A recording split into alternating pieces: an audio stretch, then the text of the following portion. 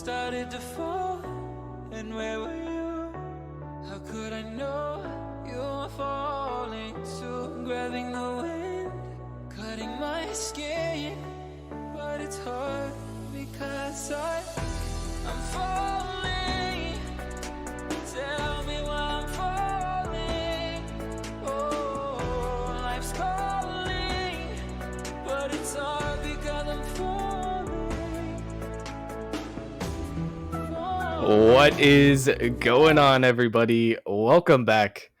We're here with some play-in action. Things are getting spicy. We are now past the regular season. I'm joined here with goated caster, good friend Jeff, and we're gonna be bringing you some play-in action. Excuse me. What's going on, Jeff? How you doing? I'm doing all right, merely, and honestly, getting into the prep before this first matchup of the night, I can't say enough like how close this matchup really is between these two teams. First of all, both of these teams first time making an appearance in the play-ins, and with Bishop sitting at 7th seed currently right now and Dissolve sitting at 8th, their records against each other both 5-5 in the past for and honestly, like, when I was looking over all these stats, these two teams are so close head to head, and honestly, the even the challenger, that whole division, should I say, is it was really closely knit in those play-in brackets. So between 7th and 10th, there was a really close matchup, and these two teams are right neck and neck with each other. So honestly, going into this match, I can't really think of a better way to start it off than two teams that are practically, dead set. It could go 50-50 one way or the other, depending on how the cards play out on the field. I'm excited to see how this game's going to play out, merely. Me too. And on paper, these teams, like you said, so evenly matched. The Bishops did take a victory earlier on in the season, 3-1 against Dissolved. However, that was almost 3 months ago. So a lot of time has passed since then. These teams have definitely gotten better, gotten stronger. So with that said, I know we have an even matchup on our hands. I'm going to toss the impossible question to you, Jeff. But which team out of this coin flip do you think is going to be able to take the victory and move into that playoff position? You know what? I'm just going to go ahead and go with the Bishops. And, because it's so close, it's just going to be because I happen to like chess, and Bishops are kind of chess themed. So, that's the basis for my conclusion right there. But I'm going to say Bishops go ahead and take it over Dissolve tonight. That's as good of an argument as any, I suppose. And looking back in history, the Bishops have always been contenders in the Challenger League. They've never made it to a grand finals, but even back in season 2, I can remember them always being kind of the gatekeepers of the upper echelon of the Challenger League, keeping other teams down, but never quite being able to reach the peak of success themselves. I'd expect them to come out hot here, especially with the players. We can talk a little bit about those. We do have some big names. We got Fort, Kratos. We've seen them both pop off on stream for the Bishops. But I feel like we haven't seen as much from this Dissolved roster. I'm wondering if you have any insight on the players on that side of the pitch. Well, with Dissolved roster, we've got 7 Mangoes and Problem. And then maybe BMAR, depending. I didn't see who actually joined up into the lobby. But honestly, I haven't seen too much of Dissolve play. But I would imagine that on a night such as tonight, with play-ins on the line, playoffs, trying to get into that sort of sector, that you would bring your all out on the field. So hopefully, we'll see what happens. And honestly, it's funny looking at the roster. You got Problem on there. I'm hoping, it's just funny, kind of I don't know what's the word for it. The oxymoron there with Problem, hopefully not being a problem for his team, but we'll see as the game unfolds. Yeah, hopefully he's not a problem on his team. Maybe he can pose some problems for the Bishops roster. I actually haven't seen him play before, if I'm remembering correctly, but he is the third highest MMR on that Dissolved roster, just breaking 1,500. The other players, 7 and Mangoes, both experienced in Nemesis in the Challenger League. I think even potentially a little bit of rival experience. So definitely should be a close matchup. I mean, I don't know about you, but I'm feeling, I don't want to caster's curse it, but I'm feeling a game 5 here, Jeff. I don't know about you.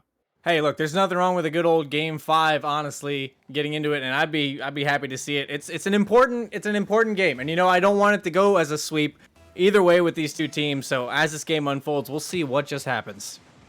We will have to witness the first play-in match of the season. The first team from the play-ins getting decided, pushing through into the playoff position. We'll have to see which of these two manage to come out on top. It's right off the bat. Dissolved going to be clearing this one downfield. Mangoes trying to go for a little double tap action here. Kratos blocking that one away. Just barely surviving. The pressure is mounting from Dissolved. Good patience on defense from this Bishops roster.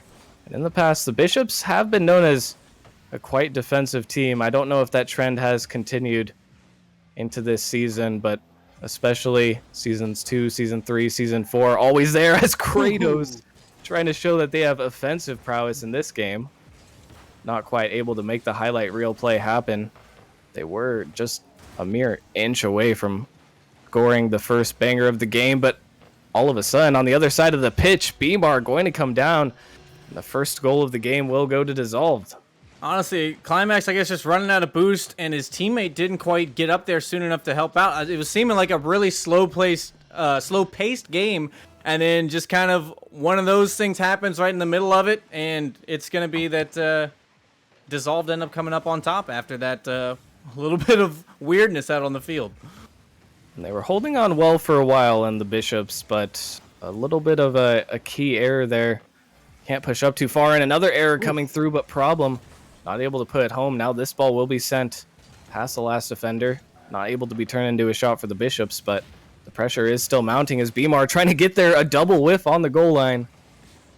Dissolve somehow escapes unscathed, even able to get a counterattack out of it.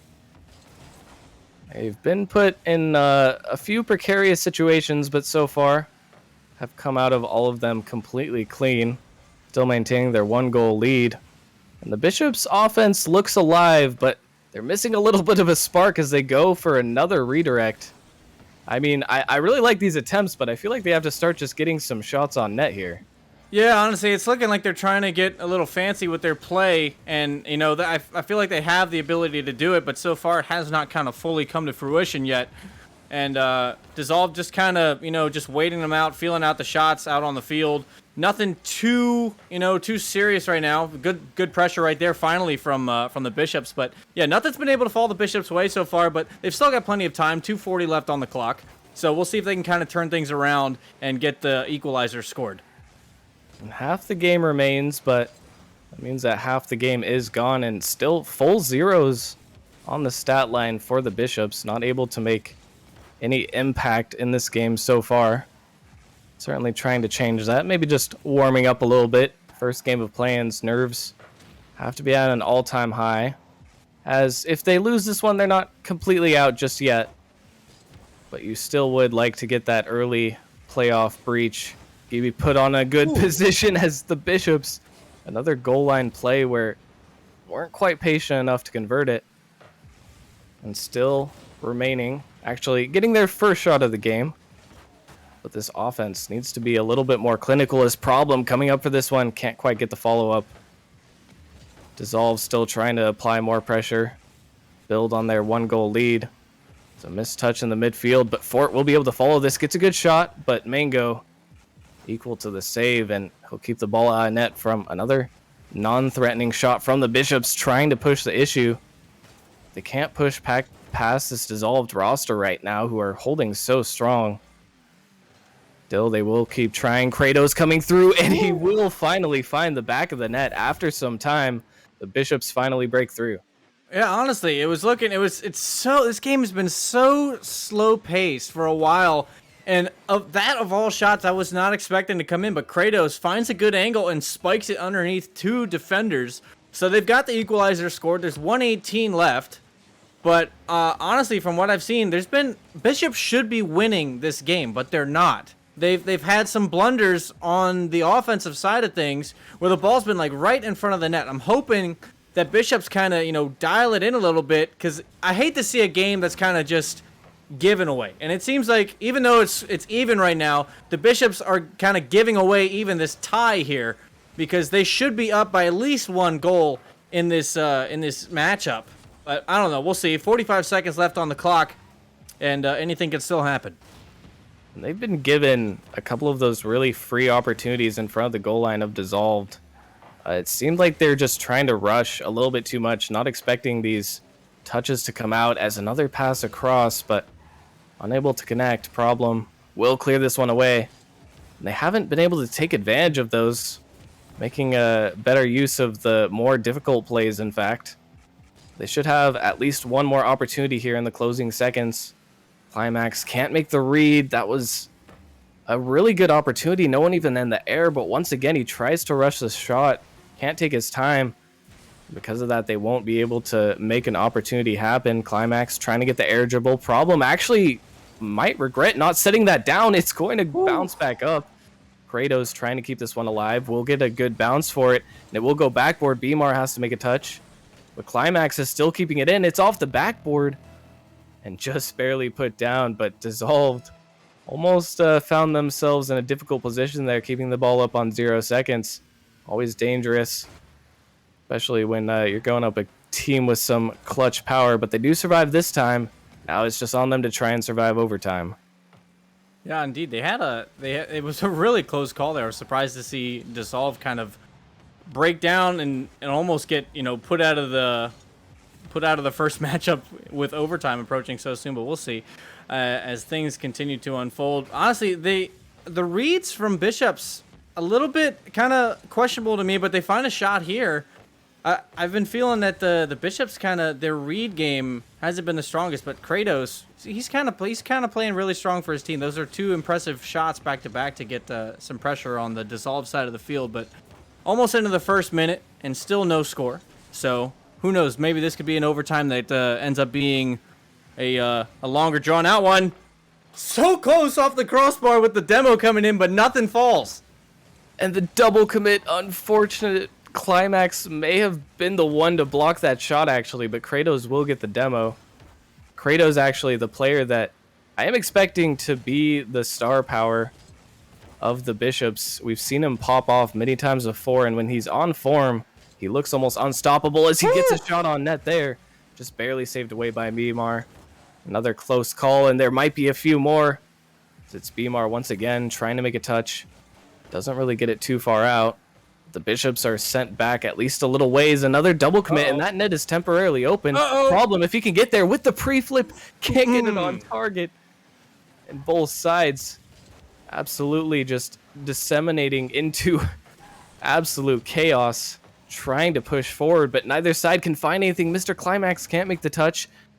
And that one blocked away once again. I don't know how this game is still going. Yeah, honestly, with the pressure that we've seen on both sides, somehow this ball has managed to stay out of the net. There's been a lot of demos on both sides. They've been kind of trying to open something up, but still, it remains a 1-1 game with 2 minutes on the clock for overtime. Pressure coming in, but Mango coming in clutch for the Dissolve team. But honestly, I could see this going either way now. Bishop's kind of getting a little bit warmer out there, and definitely Kratos helping out his team a lot, being a very solid player out on the field. Not to take anything away from his other 2 teammates, but I'm definitely seeing that Kratos is coming in clutch for his team when he needs to be. Shots are looking better, but these double commits need to be remedied. They can't keep sending 2 players at net. It won't work out forever. They will get counterattacked eventually if they can't manage to put the shot home. We'll see here as that one's going to go center. Another double commit on the play. I don't know if that one would have been open, but it didn't really matter because the players were not communicating effectively. And Dissolved will have another opportunity to get this one out of their half. Mango gets it down, trying to get the shot. Almost got a fake there on the defender, but ball sent into their half once again. Climax beat to the ball. And Kratos with a decent spawn, barely able to beat the last defender there. And now 3-minute overtime. Things are getting even more intense. You have to feel like this one game might be worth 3.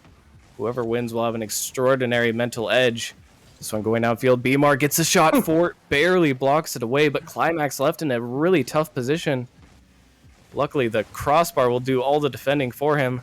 So that one not able to be put on target once again. Fort trying to send this one clear. It's a past one. Might be able to take this downfield, but he kind of spins out. Beemore having to 50 with another defender there. And Fort should have a free shot here. This one will go off the backboard. Again, Kratos can't find the shot. Climax does, but Problem finally able to get in position to get a save, and nothing that either of these teams are trying is working. I mean, this is one of the most chaotic Challenger games I've seen in a while.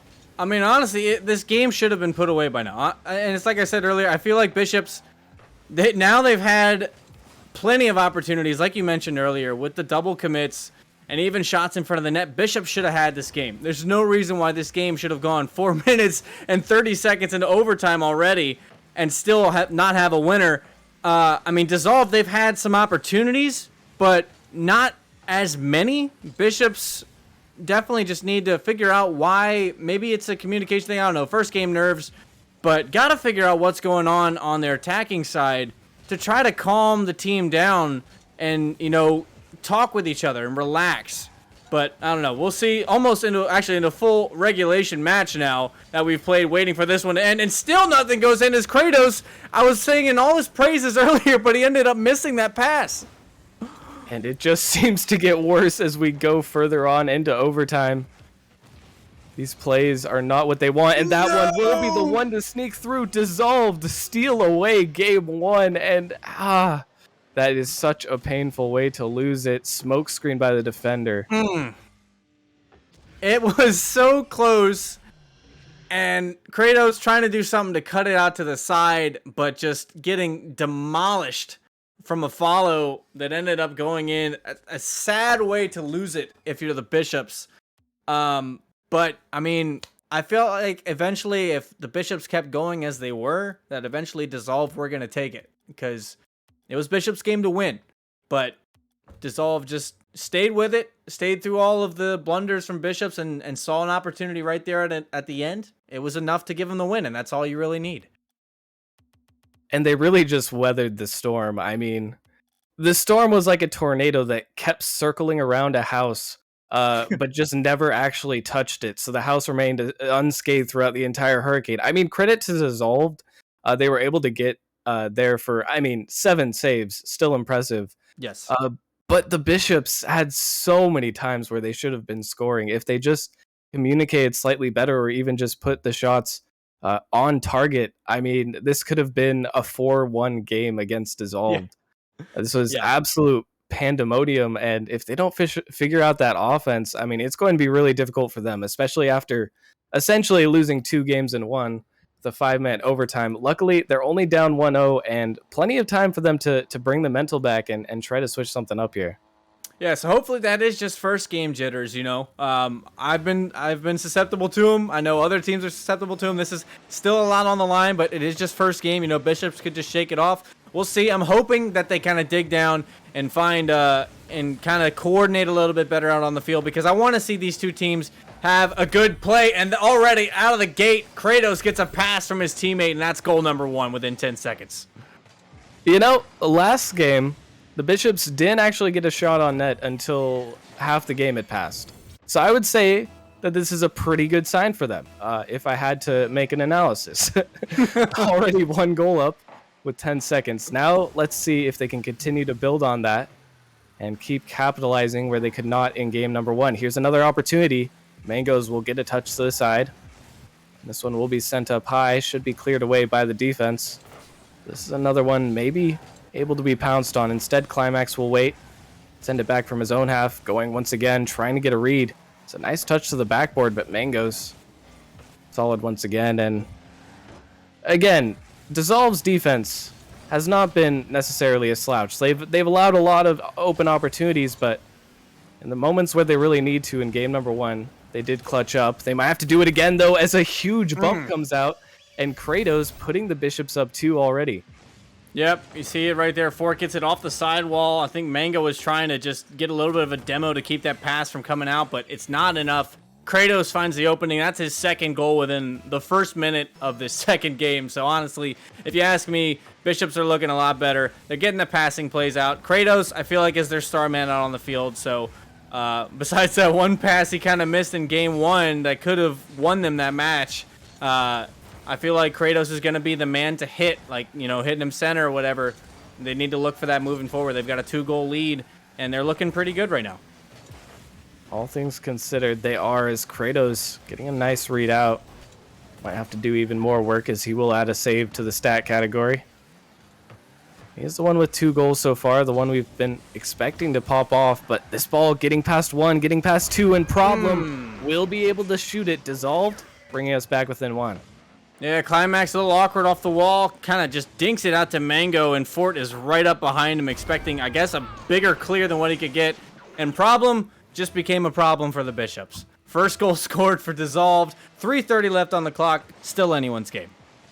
Well, you know, when you're a Season 1 Platinum Tournament winner, I mean, with that amount of clout, you're going to be a problem for most teams. I wish I had that title, legendary title, but he's already, I think that might have been his first goal of the series. I'm not actually sure so far. I haven't seen too much from him so far, it feels like, but was a nice find on the angle and awareness to be there in the first place.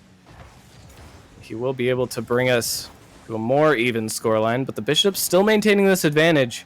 Oof. You know, even when they weren't really able to find the shots last game, they were still holding on fairly well on defense. Just wasn't their offense that was firing on all cylinders. This one here going to be sent out by Problem, looking for his teammate across, but I think they might have backed off there. Now here comes Kratos, getting it past 1, Fort looking for the redirect. They've really been trying to go for these redirects ever since the start of Game 1. I'm not sure if they think this is the All-Star game or something, because, well, that was my strategy during the All-Star game, was just camp the backboard. But, but they seem to really want to go for these highlight reel plays. I said already in Game 1, but I can't help but feel like going for consistent shooting is going to be the path to victory for them here.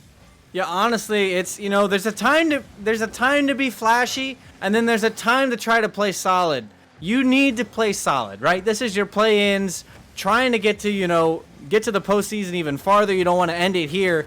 Why the need to be flashy? You know, go with what works. The passing game, the easy passes to center, you know, infield passes.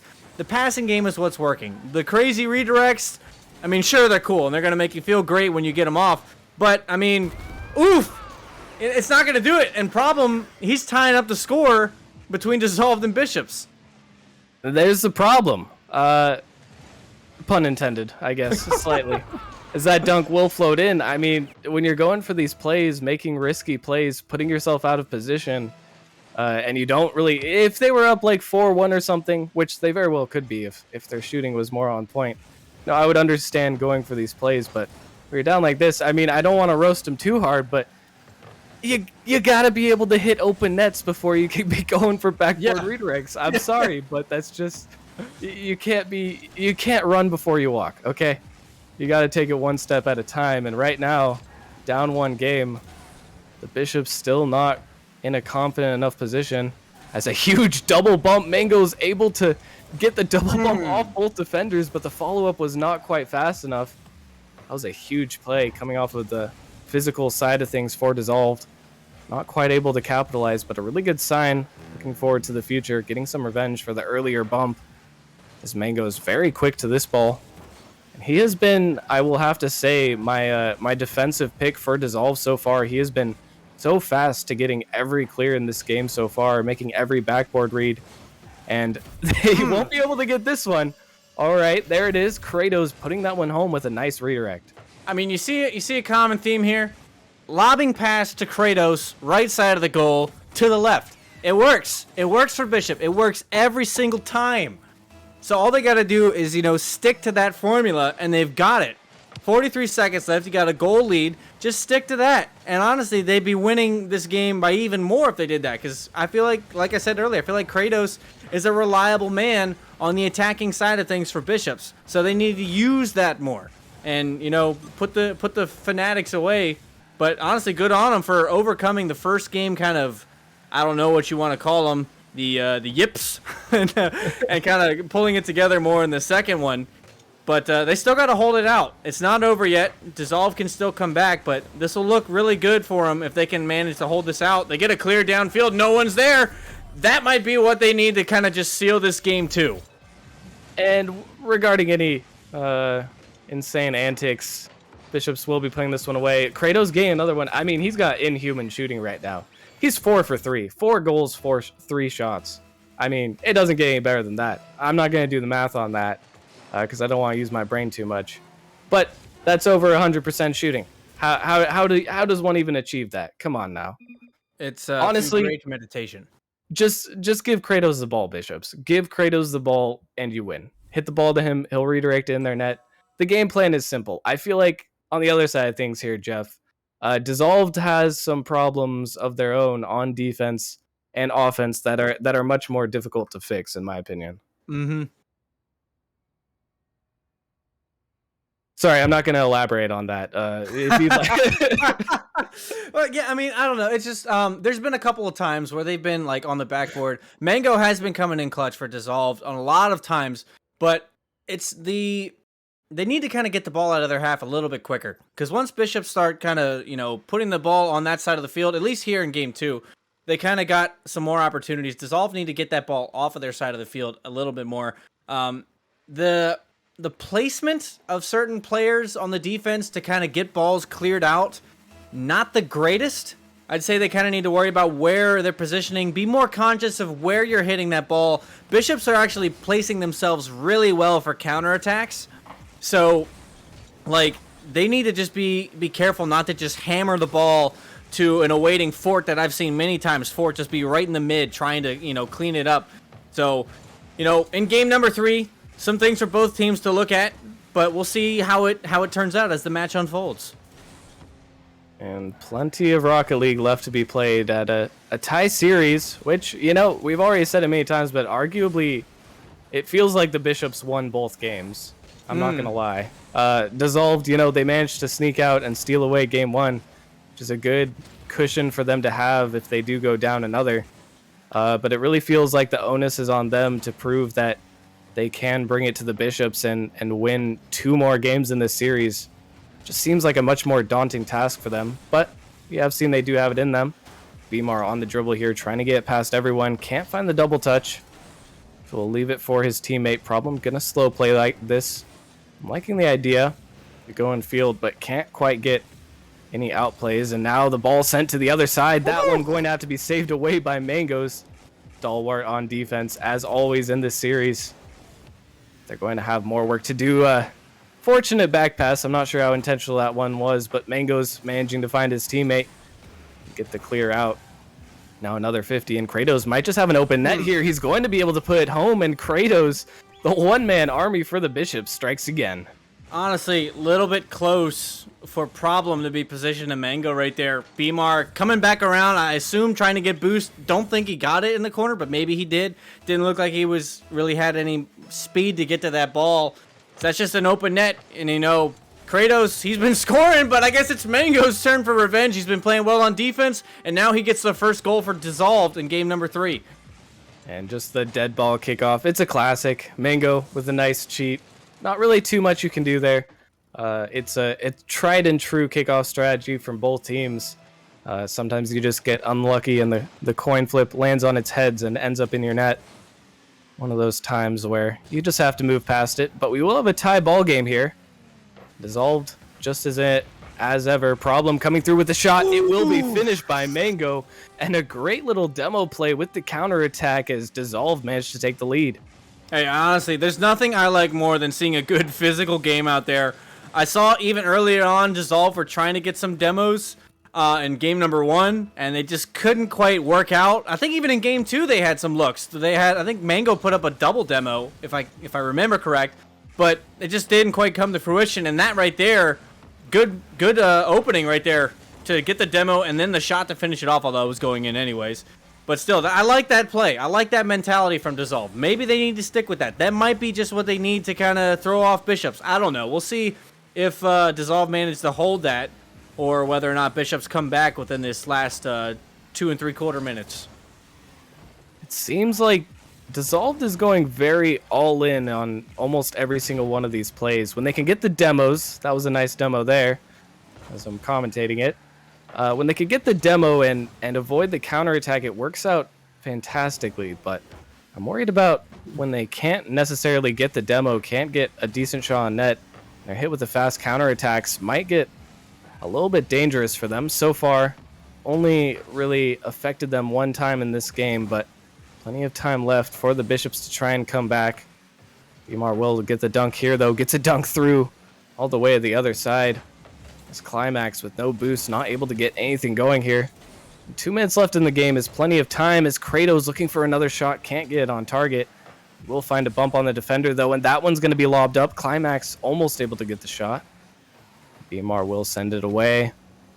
Bishops trying to keep up this pressure, trying desperately to find at least one more goal in this game to tie this one up, but Problem not having any of that, sending it all the way back. And this one middle again, Problem looking for the redirect. It's actually an own goal attempt. That one quite suspicious from the Bishops roster.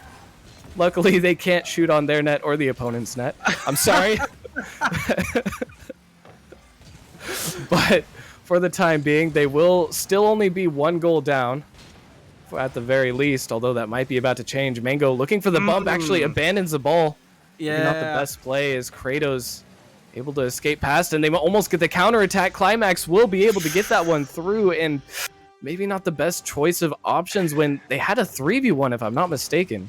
Honestly, yeah, they had the pressure. And then for Mango, I get where his mind was at, and that's sometimes the problem, right? When you get into that demo type of mentality, sometimes it can get a little chasey, and sometimes you don't analyze certain things on the field. They definitely had a lot more time if Mango just played that ball out. Just played it out, just took it to the corner, I don't know, did something with it, but they just left it there. I don't know if it communicated to Bmar if he was leaving, and then it just got completely turned around all the way to their side of the net. Unfortunately, that shot didn't go in from Problem. He didn't even get a touch on the ball, but, I mean, it's kind of, now they're at a 2-2 game, and they could have been leading had, you know, certain things not played out on the field. Happening. I can't witness this, man.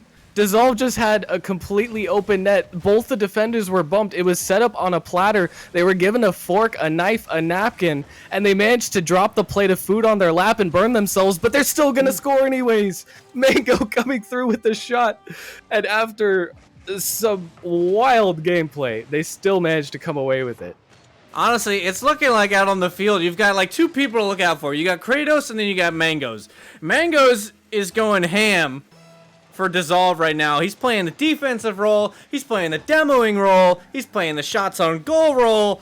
Like, Mangos, he needs some help from his teammates a little bit. He had the one blunder, but he's managed to bring him back into the lead with the last, you know, couple seconds. But is Kratos going to do it? We're going into overtime. And what happened? Okay, I need to take another look at this one. There's a 50 in the midfield. Bmar can't get the read, and Kratos, I mean, there's 2 seconds on the clock. You gotta play a little bit more patiently than that. Dissolved. Oh man, they had the lead. They had 2 seconds left, but now this is anyone's game once again. Yeah, could be, but that one spiked off the ceiling, going into overtime. I think Mango's right now is like, guys, I need some help right now. The rush play right there now, Bangos and Bmar both in the corner, find a pinch out, but it's, you know, it's one of those things where Dissolve couldn't have been in this spot with just a little bit more thinking before doing sort of happened. But anybody's game. Bishops would love to take this from Dissolve, for sure. Get the lead up in the series. You know, I know I would if I was them. But we'll see what happens. The demoing plays come out. A fake. Lobs it to the top left corner. And of course it's got to be Mango.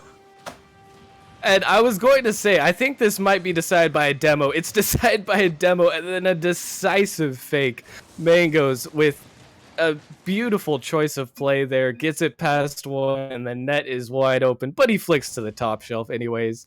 And Dissolved. Okay, man. I was saying they have to prove that they can win games legitimately in this series. They took the absolutely most scenic route possible to the victory, but they completely earned this.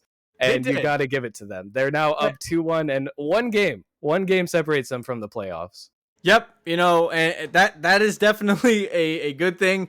But, you know, going into this potentially final game, if I'm Mangos, I'm going, guys, I put up 771 points, all right? I don't need you guys to do much more, but we just need, you know, some solid hits, some good clears, and let's just not rush certain decisions. Mango needs some help out on the field a little bit, but with, if they can get the other two in line with Mangoes, honestly, Dissolve looking pretty good to end this in this game. But we'll see as it plays out. Well, if Dissolved keep up this demo strat, I could absolutely see them taking this in 4. I mean, especially in the last half in overtime there, I think they got like 4 demos to finally close it out. They were just absolutely on demon mode. I mean, I don't know if they consciously decided this or they just got really fed up and they broke all their controllers, so they decided to destroy the enemy cars to take out their frustration. But either way, I mean, it's working fantastically. The Bishops are not really evolving to move past the demos, and they might not need to if they can get an open net here. However, Climax, once again, the Bishops do manage to strike first. Yeah, honestly, I believe that was Beamar. His pass off the sidewall a little bit too far forward, and that's what I was saying earlier. This Bishops team is kind of waiting for those shots. They had that off the sidewall, got the beat in the corner, and then it was an open net after that. Beamar couldn't get back. That's what Dissolve got to watch out for. That's what Bishop is trying to play on. If Dissolved is going for the demo game, then Bishops are playing the Counter-Strike game. That seems to be, the thing that's going on right now. And they're trying to get passes to Kratos as much as they can. Even right here, Kratos gonna put one away for Bishops. And Kratos, I mean, he's been the man the entire series for the Bishops. No surprise to see him score in this one. If he gets that free ball, you gotta watch out as Dissolved. And the Bishops going up 2-0 once again, but we have seen that their leads, they can be susceptible. They are not necessarily set in stone. Dissolved can actually score quite quickly. The Bishops are not careful, but still a lot of work for them to do as Beamar trying to send this one clear. Can't quite get it. Problem will send this one back. And with the control, Mangoes again in the 1v1, maybe going for another fake and just to drop it off his car, but can't quite break through. Beamar coming through with a laser of a shot. Fort will block the follow-up. And the Bishops survive at least one attack for now. A good sign for the future. Plenty of Rocket League in this one left to be played. Mango's trying to get another clear out, but the demo, Bishop's taking a page out of Dissolved's book. This series has gotten, exponentially more physical, I would say, Jeff, in the last game and a half.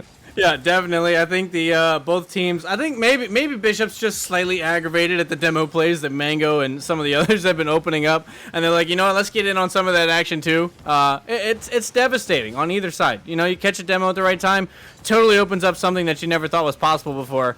But now you see that demo attempt from Beamar left the back completely open. It was just one man to beat, and Kratos, he's been playing well. He's gonna finish it. There he is again, getting the beat past one. Mango's in a little bit of no man's land. Didn't have much chance of beating Kratos to that ball and adding another one to his scoreline. Now up 3 goals. I mean, this is looking good for Bishops. This is exactly what we need to see from them. They're playing their win condition to perfection right now, and it is working out beautifully.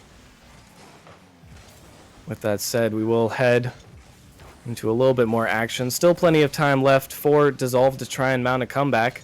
This one not quite able to be scored, but it will be after that massive 50. That defense needs to hit the weight room as Kratos will manage to pull out the hat trick. Yeah, Fort just muscles it past Mango, and Problem couldn't quite get there to finish it, or should I say to clear it out past Kratos. And really, Kratos is just doing Kratos things for Bishops. And he's just got to be the one that Dissolved have to recognize. I will say, though, Problem with these air dribbles looking really threatening. He's had one that really worked for him. And I don't know, maybe that Problem needs to go for those air dribbles more. He seems to open up a lot of space for Dissolve when he tries that. But 4 goals to overcome now. An awkward take there, at least Problem in the backfield. So it's going to be tough for Dissolve to try to come back in such little time, score 4 goals. But, I mean, I'm not going to say it's impossible. It's just, they've got to be extremely cautious and mindful about everything that they do now moving forward. 4 goals is nothing to scoff at. Dissolved has showed the ability to score quite frequently, but we haven't seen a lead come back from in this series so far of this amount just yet. However, Beamar had a nice opportunity, but not enough demo to really make much happen. Kratos will be taking this one as well and going for a play of his own. Trying to get to the midfield, but cut off by Bmar. They really just have to get aggressive, or else we will be heading to game 5. It is looking likely at this point. This one sent up in the midfield. Fort getting it over to Kratos. Kratos trying to get the shot. Fort, I think, gone the way of that one, but probably wouldn't have been a goal either way. All they have to do is hold on, and they will manage to put in yet another one. The Bishops look like they're ready to go to game 5 here. Yeah, honestly, and you called it earlier, merely. I feel like it's just, playing out as it sometimes does on Nemesis. Sometimes just call it out early. I do believe this one is soundly going to game 5. Dissolved have to seriously play on like some esports RLCS level to come back from this, and honestly, really surprised seeing, I guess, Bishops kind of just adapt to the demo game. Dissolve really haven't been able to get too many looks on that, and they haven't been able to have too many opportunities to really score off those. And Bishops have just dominated this whole game. 5-goal lead, and they've really left Dissolve looking pretty awkward on their side of the field. They're just kind of awkward on their positioning. They don't know exactly who's the challenge. There's space open, like this one cleared all the way to the corner. Now they've all got to rush back. It's just not looking like a solid Dissolved roster in this game 4. So I guess game 5 is going to be where it's all settled merely. Somewhere in the last game, Dissolved kind of seemed to lose the read on this Bishops roster. I should say sometime between last game and this one. I mean, in the last game, they were catching Bishops on rotations in these demos. It seems like they're not really going for them as often, and when they are, they're kind of a second behind, so they're not really getting to the demos. They're not getting to the plays in time to create enough chaos and score. And because of that, they're trying to beat the Bishops at their own game, but they might have forgotten that when the Bishops were playing their game, I mean, they were winning. And now the Bishops doing it once again in the most dominant fashion we've seen in any game so far this series. And now heading into game 5, the huge momentum swing, Dissolved not able to score a single goal. And that is a pretty big problem. I mean, they have to adapt once again. How do they do that? How do they come back from this mental defeat here? I mean, honestly, I feel like the thing that's been Dissolved's biggest issue has just been like being aware, being really aware of the defense, the defense, whether it's they're attacking, or the offense, whether they're on defense. Being mindful of where everybody is. Be mindful of where your teammates are. There's a pass from Bmar earlier on in that game that just ended up being a pass to the opponent because he just sent it a little bit too hard. There's these moments that like have the potential for greatness, but just not being aware or being in control exactly where that ball is going at every single time, because Bishops have been really good at reading off the wall, reading these shots before they even come in. Fort, I've seen, kind of been really good in the mid. I mentioned it earlier, to just kind of be that guy that bangs it away and clears it. But Dissolved have to just, forget being aggressive or anything like that. Just be solid with where you're putting that ball before anything happens like that. Clear it out to Kratos, and that's not a good spot to be, especially considering how he's been scoring so far. And just not the best touch there. Mango, not an easy read to get, but you have to try to get that one to a corner, or at least be ready for your teammate to follow up. Already 22 seconds, and the Bishops already picking up right where they left off in game number 4. Looking to set this one away, looking to clinch their playoff spot in a game 5. They seem to want it, and I doubt they want it more than Dissolved, but right now Dissolved are the ones who need to do some fighting back. Mango not able to make it to this ball in time. Kratos will be able to take advantage of that. This one's sent wide, but problem getting a touch to the middle. Bishops will continue to press the issue, but this one will go off the backboard. Climax, it's a nice touch. It will count as a save. An important touch that was, but the ball will still make it through Dissolved lines regardless. Fort will send this one off the side. A missed touch from the defense. Dissolved once again. Climax making another suspect touch to his own backboard. I really do not like these plays, but so far we haven't seen them lead to any horrible atrocities for the Bishops roster just yet, who have managed to stay alive and haven't conceded in over a game now. But when they were conceding, Dissolved were able to put on so much pressure. They just haven't been able to find that same form since game number 3, but Problem coming here, trying to make something happen. Mangoes with not a lot of boost, also trying to press this issue. Now Bmar with the opportunity, tries to get the double touch, but that one's just off, and Problem will backflip. Dissolve's first really good opportunity, it seems, in an entire game, and it goes awry. In fact, Kratos on the counterattack will put away, and the Bishops strike again. Honestly, Problem had a really good clear over to the corner. The team just wasn't there to support him. I mean, maybe could have gone to the other side, but that's a hard hit to get, especially a shadow save like that, jumping backwards to try to rotate around and clear it away. What I'm noticing from Dissolved is they're trying to play that, that physical game, right? They've been trying to get those demos. The problem is when one guy goes for a demo, he gets the demo, right? But then there's nobody from his team to follow up. If you're going to play that aggressive style, you all three need to be right there to where somebody can pick up for the other one. And they're kind of still playing spaced out. Like, if you're going to play the demo game, you got to be all over that. You've got to be relentless, because it's just kind of like, sensory overload for the demo technique to kind of work. You've got to overwhelm them with pressure and with shots to where they kind of just break down. And they have these, like Problem even opened this one up right here. But Mango can't do anything with it. Like, you need to have a quick response to those times when they happen. Otherwise, you're stuck still trying to find points halfway through game number 5. And that's a balancing act with demos. I mean, it's great to get a lot of demos, but they have to be useful. You can't just demo the same guy on spawn and expect to win the game when it's essentially a 2v2 being played out. You gotta do a little bit more than just spray and pray. You have to coordinate with the demos to try and break up rotations and take advantage of those breaks to get your own possession. So far, Dissolved not able to really make any of this work out, and the Bishops look better than ever on these rotations. They're getting back to almost every ball, and now they're scoring almost every opportunity. Kratos with yet another one. And this one is slowly, or quickly I should say, getting out of reach for Dissolved. Yeah, really, 3 goals, 1:39 left on the clock. Really good passing play to Kratos from Climax. It's a solid play, and just Dissolved. Unfortunately, it looked like I didn't know whether it was Problem or Mango that was kind of plat flip there going up for that save. Unfortunate turn of events, and that's kind of just been what's happened to Dissolve these last 2 games. Not sure. They look awkward. They don't look as solid. They've had some chances, and even right here, Bmar trying to get something towards the mid. See if they can find a score. It's Mango off the post, and now everybody's up. Counter-strike attempt. Is this going to be goal number 4? Kratos surprisingly can't bring that one around.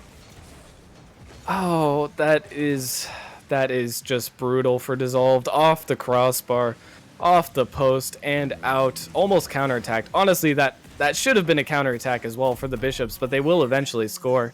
And now it doesn't seem like there is any hope for this Dissolved roster.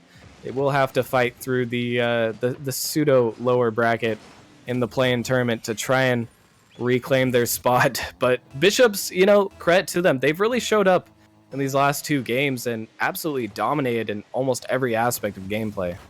They have. They've played the more solid game. They've not gone the physical route that Dissolved have tried. What they've stuck to, apart from, game 1, which was just awkwardness, where they were going for the highlight reel plays, like you said. I don't think I've seen anybody go up for a backboard redirect yet after that. So they just played the more solid game, and nothing can fall for Dissolve, but Bishops have just stuck, with passing. They've stuck with what I said earlier. Pass to Kratos. Just pass the ball to Kratos. It's going in the net. And that's what they've done, and that's what's going to give them this win in game number 5. Unfortunately, Dissolve, they put up some good matchups against them, but it wasn't enough. They fell apart. Either Dissolve started, breaking down themselves, or Bishops just, we're just going to play solid. Just rotate, turn, pass, shots. That's what we've got. And that ends up working in the end. And a thematic end to the game there, as a wide open net miss from the Bishops really felt like it encapsulated the overarching theme of this series, which was inaccuracy for most of the teams. I will say the games got a lot less messy in the last 2, whereas where the Bishops just really showed up, and maybe it just took them 3 games to warm up. I'm not really too sure. Because once they got going, that it really seemed like they weren't in much danger to lose at all.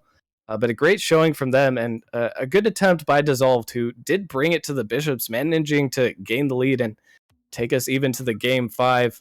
I definitely expect Dissolve to put up a good running in the lower or in the play-in final bracket to push for that last playoff spot as well. Yeah, definitely. I wouldn't count them out. It's just Bishops kind of just played a little bit of a game that Dissolve weren't quite prepared to handle completely. They had some good looks at it, like I said earlier, but definitely going in, they have a lot of potential. If they can kind of get that demo rotation a little bit better, communicate some passing plays also, that can be a really devastating strategy. They just got to kind of work out the kinks to get it rolling, but honestly, they could be a real threat if they kind of work all things out. But yeah. And with that roller coaster concluded, we'll finish our first matchup of the night, first play-in tournament, first confirmed. So congratulations to the Bishops for moving on to the playoff bracket where they will play Flame. That should be an interesting matchup we'll talk more about later. But coming up next, after a very short break, we will have Pinnacle, the number 7 seed, going up against Vanguard, heading into the Titan League. Probably one of the matchups of the night. We'll have to see how that one plays out. But stay tuned, guys. We'll be right back after just a short break. Thanks for staying with us.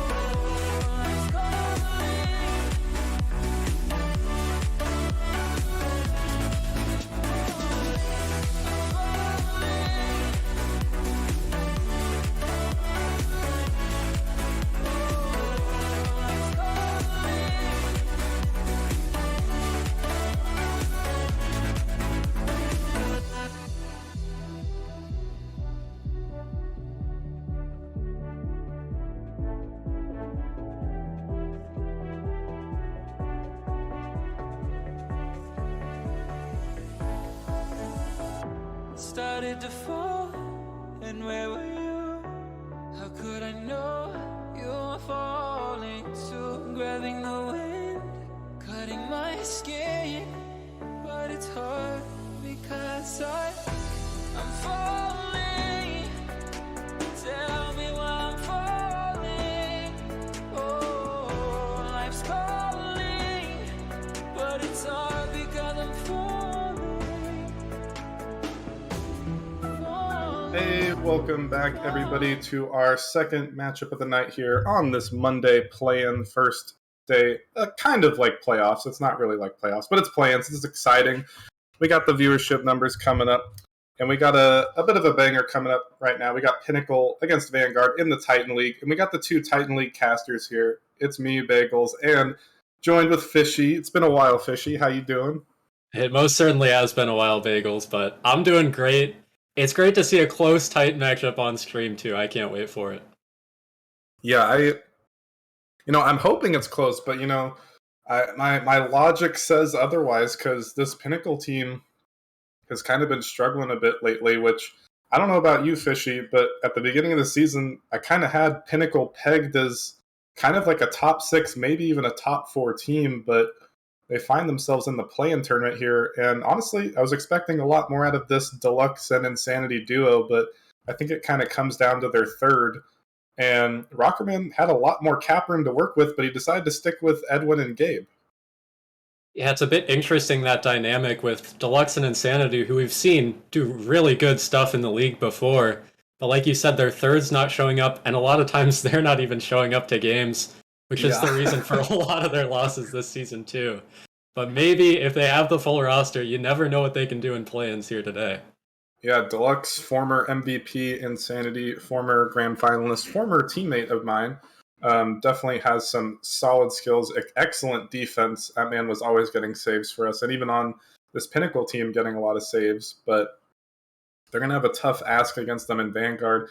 But at the same time, Vanguard's kind of been slipping up a bit here. Started 7-1 into the season, division rival of ours, and we have beaten them both the last 2 times, I believe. Have you guys have beaten them last time, right? Yeah. So the division rivals, Venganza and Grandmasters coming out on top for the most part. So they're kind of slipping up too. So both teams kind of coming in a little bit weathered into this series, but I know not really quite time for predictions yet, but we are waiting on Vanguard still, I believe, if Crippist voice in my ear can tell me that. Okay, we are still waiting on them. But I personally have Vanguard going into this one, Fishy. How about you? Yeah, I feel like it's going to be closer than most people expect, with Vanguard being 3-7 in their last 10 games, including a couple of losses in their last week here. But I think I'll have to agree with you. Vanguard, especially with Arrow, he's been really popping off for them this season.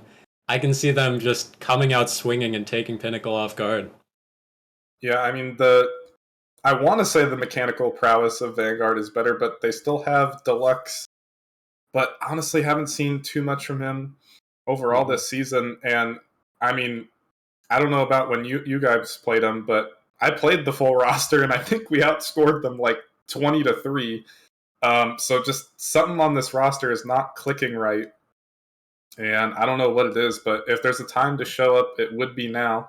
And even if they do end up losing this series, Fishy, they do technically have a second life. They'll play the winner of that 9-10 matchup. But honestly, I'm a little worried about who's coming out of that 9-10 matchup. I don't think Inferno's been on stream once this season, but ever since they got Caden back, they've been pulling up some interesting numbers and results there, Fishy.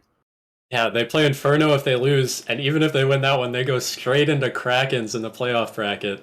So the teams really don't want to lose here and go up against the undefeated Krakens in playoffs. And whoever wins here would go up against Spartans, which that could be winnable for whoever comes out of this one. Yeah, I mean, Spartan's definitely a super solid team as well. But they've also kind of been I want to say they've been faltering, but they finished with a 13-5 record. Yeah. Still second best record, but honestly wasn't too impressed when we were playing them, even though the games were super close. But I was expecting a lot more. Something Krakens-esque. But I mean, nobody's really going to top that, except for maybe Blizzard. who honestly, I'm really excited. Assuming Krakens and Blizzard win both of their first round matchups, I would really love to see that semifinal one matchup between the two of them. Yeah, that'd be great to see both teams with a lot on the line. And I don't know, I'm just waiting for Vanguard to get in here. I'm waiting for this one to start. I heard word that Zera might have been speeding on the highway a bit to get here in time. Yeah, I mean, as I was saying a second ago, I was rushing to make sure I could make it home to this. I don't know when we started the stream, but I think we're coming up on 10 minutes here shortly, so they're going to have to join the lobby at some point, unless the other team is going to agree to allow them. I'm trying to think of a word. Delay the match a little bit, but they have joined. Oh, there they are. Tomer has joined the match, so it looks like the sub will be used in place of Zera for now. So hopefully Zera can come back mid-series. This is not a best of 7. This is going to be best of 5s for the play-ins. So the length of series is not going to be in Vanguard's favor here. And, we both said Vanguard, Fishy, but now, things could change towards Pinnacle's way. Yeah, you never know with the sub coming in. And we'll just have to see how he plays out. I don't know how many series he's even played for him this season. Yeah, I'm not sure on those numbers either, but definitely a solid player from Rival last season, and, definitely has the capability to potentially pull off an upset here. But first 15 seconds going and gone, as Mike looking for a double off the backboard, but will be sent away, and Arrow was up as well. And, that's another one of these problems here. Former teammate of mine as well with Arrow is that he wanted to use those mechanics so bad that he ends up double committing with his teammates and can be a little dangerous at times. And I think that's kind of why their record has fallen a little bit, because Zera and Mike are two solid teammates, and it really does come down to Arrow in the rotation, I feel like. We'll have to see if that comes to bite him too, especially with Tomer, who might not be as experienced rotating around Arrow's mechanical plays. Yeah, I don't think anybody's ever going to get used to it, Fishy. It's just it's like your brother and Bubbly, you just you gotta roll the dice sometimes. Although here's Arrow, he does the pancake, looking for the double.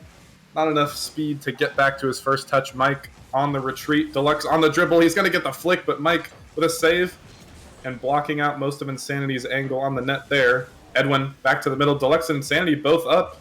Perhaps it should have been Insanity's ball, and Deluxe could have received a pass from him, but Mike on the solo play, getting the flip reset into the 50. Arrow up. Not able to put a shot on, as Tomer will be last back. Mike leaving it for him.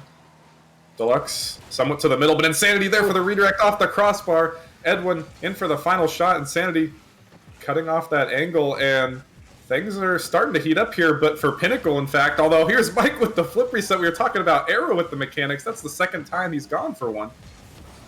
And Mike, he's already picking up the mechanics. Here he goes again with a shot on net, but saved away by Edwin. He's done everything for Vanguard so far. I've seen a couple times where he's turning for a 50 and beating two players out of nowhere. Seems like the offense is really flowing through Mike in the opening stages. Yeah, and no, Arrow on the bottom of the scoreboard, actually, but plenty of time for him to get back up there. But yeah, I mean, I really haven't seen this level of mechanics out of Mike. I mean, I know he's been a great player, played against him quite a bit, but showing up big here as far as the first 2.5 minutes is concerned, but nothing doing still. Vanguard with 3 shots, Pinnacle with 3 as well. Tomer with a clear out.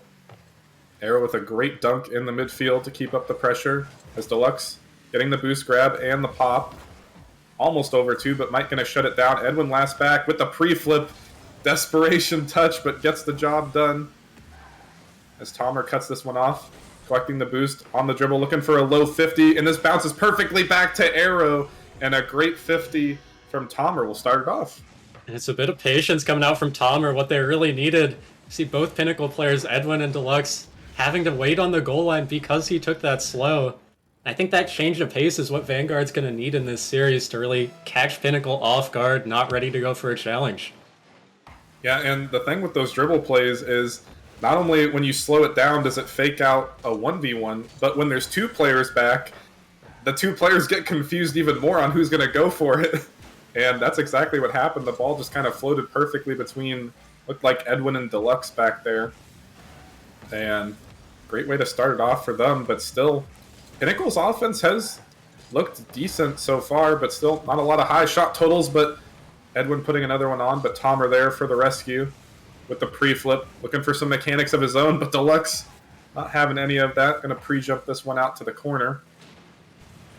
And still following it, Insanity getting a bit of a risky boost deal, but still he's following. He's looking for the double tap, just might find it, but not enough momentum. And, you know, Fishy, they're trying, but honestly, just kind of one standout play from Vanguard might be the difference here in game one. And what I'd really like to see from Pinnacle, you said their offense has been pretty good, but they really haven't been capitalizing on the couple of Vanguard overcommits that we have seen. Every time where there's only one player back for Vanguard, we see a bit of a mistouch from Pinnacle. They could just get that on net or find a teammate instead. They could start getting some of those goals back instead of just straight at the backboard every time. Yeah, and there was that one kind of passing play opportunity between Deluxe and Insanity, but both of them jumped, so I would have to agree. Some missed opportunities for sure, but 30 more seconds to try and tie it up, and a big mistake from Tomer. And, you know, they don't need 30 seconds. They just need a few seconds. And I think just one big mistake. That. I don't know. Unfortunate. Couldn't get back to it in time because Edwin slowed him down. It's a heads-up play from Edwin coming right off of the bump to score the open net. And a good kickoff for Pinnacle to start. Insanity's used up all his boost, though, as Tomer to the corner. Mike last back just might get beat out here, but Arrow looking to... Not quite sure if he was looking for the doink or looking to get a dribble going, but either way, did put the shot on, but was sent away. Mike with a shot that might be top right, but Edwin can't find the follow-up, and they will capitalize with the last few seconds. And that was just an awkward bounce off that corner. Yeah, an awkward bounce off the corner, and all three Pinnacle players being in that same corner definitely did not help. No one ready to rotate back post and get that shot. But we'll see if they push here the last 7 seconds. Gets a good kickoff, though. Arrow's going to be awkward in this corner. Could be an opportunity. Edwin cannot find the touch, but still to the middle. It's in between both Deluxe and Insanity.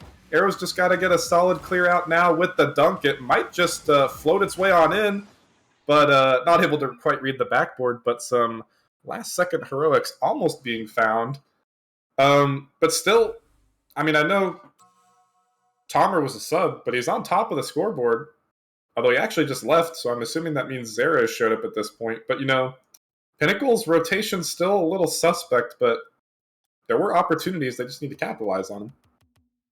Yeah, the rotations were a bit off, and just a few too many double commits, especially in the offensive half, where normally you see teams getting a ton of shots on and just piling on the pressure. They would just pass it right to Vanguard, and 2 players went. So it looks like, yeah, we will have Zera here in... Which, like you said, Tomer on top of the scoreboard, a bit of an interesting sub-up, because I thought he was doing pretty good. Yeah, well, I mean, you do need Arrow in the lobby. Crippist is requesting that we ready up here, Fishy. Oh, my bad. I know we're behind schedule. I wasn't looking.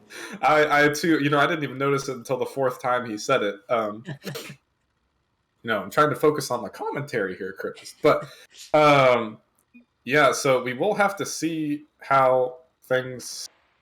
Mike is asking for a pause. I don't know why. Comp crashed. Okay. Well. Yeah, I was waiting for a reason. I knew that would happen. We'll get this one back underway shortly in a few minutes here. Just as, you know, Zera arrives, another delay has come into itself. But yeah, we will have to see how the rest of the series goes with Zera. This is going to be an interesting game, too. I feel like if Pinnacle... Obviously, the reverse sweep is always a potential here, Fishy. But I feel like if Pinnacle does not get the job done here in game 2, especially after the sub was already in play, I think they lose this series. Yeah, it's really hard to play behind against any team, but especially Vanguard, where if you make one defensive mistake, most likely it's going right in your net. It's hard to keep that mentality up for 3 whole games in a reverse sweep. Yeah, and especially when the rotation has been inconsistent, going to be hard to try and mount the reverse sweep against this team. But, you know, again, Arrow was a solid player here in game 1, but really nothing to stand out from them. But maybe that's what they need. Maybe this means that Arrow's rotation is solid. He's not doing anything too crazy. He did double commit a few times in game 1 there, but nothing outlandish. As I guess Tomer's back in. Oh, I don't think I think Zara joined the lobby and his computer crashed, so he made it. But Tomer's back in, so I guess we're back at square one here. and we'll see how he feels after almost getting benched by his team again. Hopefully, he can come back out here and start swinging at Pinnacle again. Yeah, I mean, he is the sub, so I wouldn't feel too hard about the bench, so to say. But, definitely a huge part of that Game 1 victory, getting that solid play on the goal line, the disruption of the dribble. Well, Deluxe with another great dribble. He missed out on one in Game 1, but finds it here. And what a touch from an Insanity, straight over the Vanguard defender. That's what they've been missing. Just avoid the clears at all costs and keep the pressure in Vanguard's half. And again, what a flick from Deluxe. We needed that for Pinnacle. Yeah, absolutely. That was just a great solid pop, and then gets kind of a double flick to boot right after it. And that's just a tough shot. And that's exactly what he did in Game 1 too, but Edwin pre-jumped it and I think Tomer pre-jumped it, and he got the save. So Deluxe on the dribble is proving to be threatening so far, as Arrow was looking for the double, but not able to sneak that one in from the backboard. The pressure starting to mount here on the Pinnacle side, and again, more double commits coming out, but Tomer not able to capitalize it. And again, Fishy, another double commit. Deluxe is even up for this one in the midfield. All three players in a line in the midfield, but they haven't gotten punished for it yet. Yeah, we'll see if they do eventually. Oh, it might be right there. Oh, oh my. That's not how I saw them getting punished, but I mean, man, what a dunk. It looks like Deluxe just couldn't read that corner bounce, expecting it to roll down, kind of popped up. I don't know if Edwin even could have saved that. That was such a top corner pinch. Yeah, I couldn't tell if it was in right away off the post or if it was post out and he owned goal, but I mean, either way, that is a tough ask on the defensive side of thing. I don't care what player you are. When you get dunked like that, I mean, Deluxe just needed to manage to come up with a better touch right there.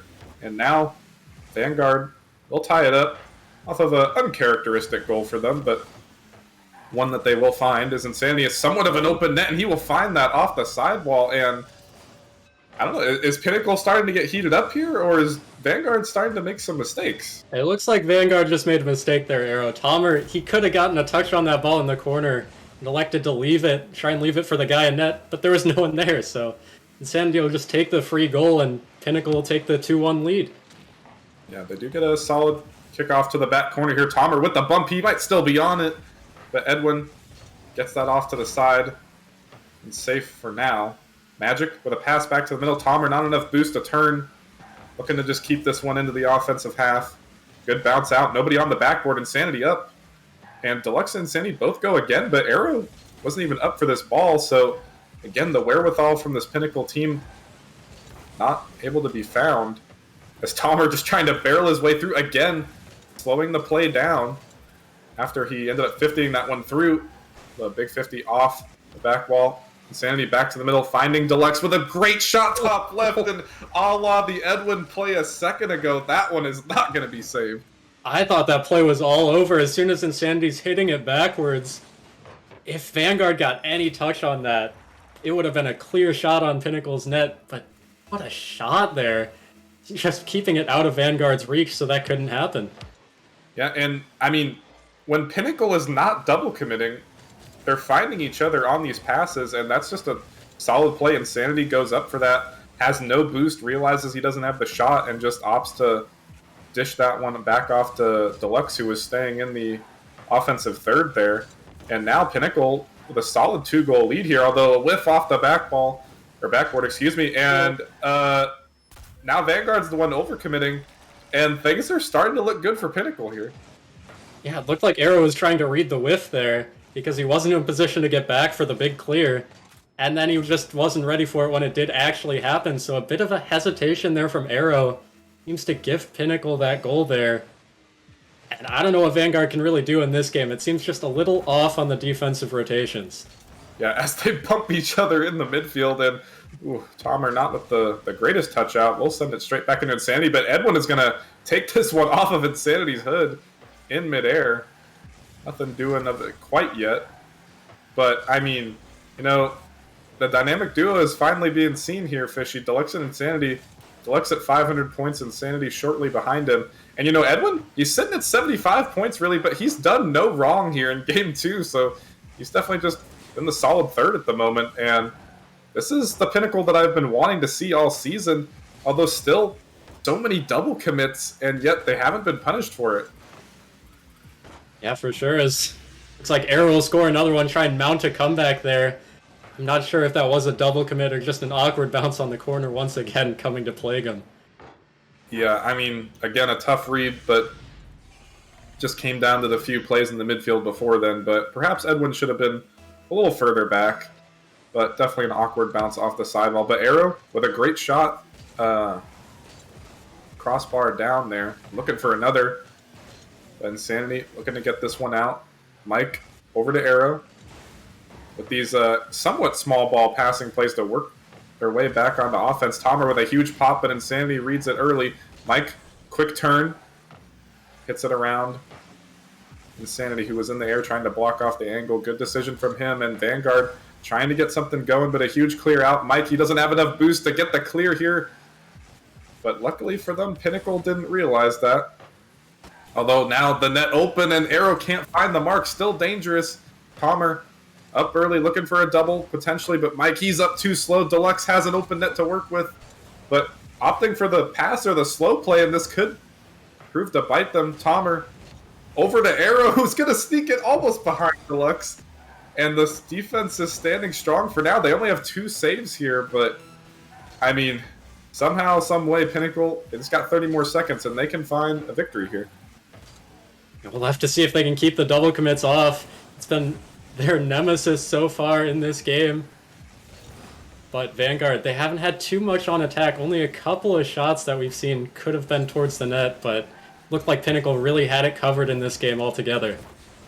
Yeah, I mean, maybe if Arrow gets that opportunity a few seconds ago on target, who knows what happens on the next kickoff. But this game number 2 is over. Pinnacle will find the comeback here, tying up the series at 1-1. And we'll have to see if Zera is coming back. I don't know. Either way, they're going to have to try and play with Tomer the rest of the way here. But, Tomer, not really a negative here. He's looking like he kind of belongs here in the series. He's not really out of place. Just kind of a subpar game from Vanguard. But that being said, Pinnacle, they scored 4 goals, but only came up with 6 shots themselves. So kind of just a low shooting affair on both sides of things. Yeah, really just not a lot of pressure overall. And the bits of pressure that we did see, like that second Pinnacle goal, it's coming from a retreating player trying to make the touch. So I feel like if they try and leave that for the third man, let the guy who's coming in make the touch instead of the guy who has no angle, maybe that could work out for both of these teams to get more shots on target like they need. Yeah, but I mean, despite the low shooting efforts, good shooting percentage on both sides. Pinnacle with what is that? 2/3 shooting, and Vanguard 50% shooting. So, I mean, good shooting percentage on both sides. They were capitalizing on their opportunities. I mean, those are some great percentages on both sides, but I mean, they just need more chances, at least on the Vanguard side of things. Pinnacle, definitely a standout performance there in game number 2 to come back, especially after a game that was within reach there for game 1. So, good to see from them. And Vanguard's still sticking with Tomer, so I don't know if Zera's BC is recovered yet. So, I don't know. I mean, hopefully for them, they get Zera going up in this as a whiff from Insanity, or could he just not have gotten there? I don't know. It looks like Edwin pre-jumped that, and Insanity just wasn't ready to cover the back post. I don't think he actually could have gotten to that, so I guess good placement from Arrow, putting that right back post where no defender could reach. Yeah, on second look, I don't think Insanity could have gotten it. I think that one came down to Edwin right there, as Edwin getting a shot on target, almost going in. Although quickly on the other side of things now, Mike has a shooting opportunity. Arrow perhaps was looking for the bump or the redirect. I don't know, hard to tell with that camera angle, but almost finding a goal there. Edwin with a soft touch. Again, all 3 players for Pinnacle on top of each other, all on the retreat now.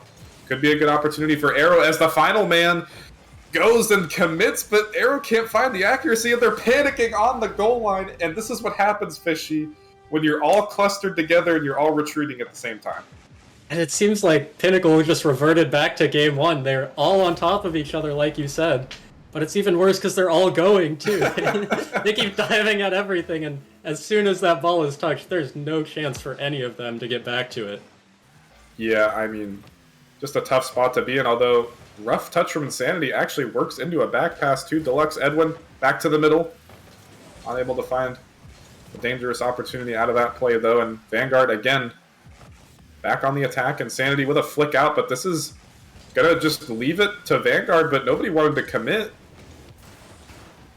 And now Vanguard on the defensive side of things. Deluxe there, and Edwin with a hard commit. And I don't know, I think Edwin's trying to do a little too much as third man now. I think the first two games he was playing more of a passive performance, and at least as far as this first minute is concerned, Fishy, he's really trying to dive at these balls, and I don't know if it's working out for him right now. I think he might just need to be more patient and let Insanity and Deluxe do their thing. Yeah, for sure. Last game we saw him under 100 points, but he definitely didn't play bad. He was taking all of the important 50s and making space for his team, which is definitely something that Pinnacle needs right now because they're just getting shut down every time they hit the ball. So if Edwin can be a bit more patient like we saw last game, they'll definitely start to see some success. Yeah, or get some demos. Edwin, definitely a notable demo player. As Insanity's looking for a tight double out of the corner. If he had some more... Oh, wait a second. What is Deluxe doing? I thought he was just going to take the dribble right away, but ends up maybe a misinput there on the flip. Either way, gets the clear off to the side. But I mean, man, if Insanity had 10, 15 more boost, he likely would have found that double as Deluxe. Almost finding an opportunity off the backboard, but not quite getting the accuracy. Deluxe there, but going to get beat out from Arrow. Soft touch off to the side for Edwin, who's going to quickly get this one back on the offense. Trying to get a pass, but again, a recurring theme here for Pinnacle here, Fishy. They don't have the boost to come up with these passing plays that they found in Game 2 and Game 1. Oh, speaking of passing play. I was waiting to let that one develop a bit because Arrow reading that ball coming off the ceiling. What a pass, and great placement from Tomer, too, really stepping up in this game with 2 goals. Yeah, and it almost looked like Insanity didn't think that one was in. I think he thought it was going to maybe go backboard up or out to the corner because he didn't really make an attempt at that. He was boosting towards it, but it was almost like he was boosting towards it just to follow the ball. I think if he pre-flips on that, he might be able to find a save to the corner, but at this point, we'll never know. And now Pinnacle... We're going to be down 3-0 here in this important swing game in game number 3. And Vanguard, with the sub in still, are looking good. Bit of a back-and-forth series so far if Vanguard comes back and wins here. But definitely, Pinnacle, they only have 3 shots here, Fishy. But again, I feel like going back to that game 1 where you were talking about capitalizing on their opportunities, they got good shooting percentage last game, 4 out of 6. But they're 0 for 3 so far. And even if Insanity or Edwin had a little bit more boost on some of these plays, they might have a goal or two as trying to put one on, but again, saved away. Yeah, it seems like every time that Pinnacle try and get a clear away or try and get a pass, they're out of boost because a lot of times there's 2 of them going, as they do again right there. They just can't stop double committing, it seems, and it's causing huge errors, not only in their rotation, but in their boost management too. Oh, I definitely agree, as Tomer was trying to slow things down once again and almost 50ing his way through. And Deluxe again, he finds these great flicks, and Edwin's up with the pre-jump, can't find the shot, and that's a hard opportunity to capitalize on, Fishy, but at this point, they gotta hit something. They need anything. Yeah, I mean, that was an excellent play from, I don't know why he was pre-jumped, but I mean, he definitely had that read. And I mean, again, on the dribbles, I mean, surprisingly, Tomer on these dribbles is more threatening than Mike or Arrow. I mean, and Deluxe's dribbles are working out very solid as well, as this one not going to roll in for a fourth. Still won't roll in, as it is saved away. As the final seconds come down here, Pinnacle still not able to get anything going. This will result in a Vanguard victory here in game number 3, but Pinnacle, they started to ramp things up here at the end, and, I want to see that the whole way through. I mean, I feel like I need some solo plays out of Deluxe we've seen the dribble plays, but I mean, nothing in the air. It's been all ground based. And Insanity's tried to offload some passes to Deluxe, but I mean, there's only so many times you can do those things before it becomes too readable. So maybe Edwin just needs to go for more demos too. We only saw one more demo, and normally he's a physical player. It's hard to pin one thing out here for Pinnacle Fishy. They just need to do a little bit better on everything. Yeah, they just need to pick one of those, I think, and really stick to it in this game. It feels like this is theirs to win because when we saw them step up in game 2, they really did step up and really suffocated Vanguard out of their whole attack and entire playstyle. So if they just clean it up and change up something after that blowout of a game, we'll see what they can do. Yeah, and not going to happen off the kickoff here for them. Yeah, it's starting to be awkward in just the first few seconds, although Insanity got an open net. Might be... Nope, not off target. He will bury that one into the left side, and this time Vanguard with the double commit. It looks like Tomer and Arrow, one of them was waiting for that ball to just drop, and the teammate coming from middle kind of panicked on that touch a little bit, diving across the side and ended up just passing it right to Pinnacle. Something we haven't seen Vanguard do too much. We'll see if maybe the nerves are getting to him in this decisive game. Yeah, essentially, at least as far as I can recall, no really blatant double commits in Game 2 or Game 3 for Vanguard. Definitely a few in Game 1, and I have a feeling that's why Game 1 was so close. As a uncharacteristic whiff from Deluxe and Mike, but actually I think that was a calculated fake from Mike leaving it from Arrow. Pulling out the Grandmaster strategy, so to say. Not going to work out for him quite there, as Tomer, low boost on the backboard. Deluxe bumping into Insanity. Edwin off the backboard. Insanity opting not to jump, realizing Arrow had the read on that. Although the pressure starting to mount. But a good clear. We'll relieve it for now, as Deluxe takes to the dribble.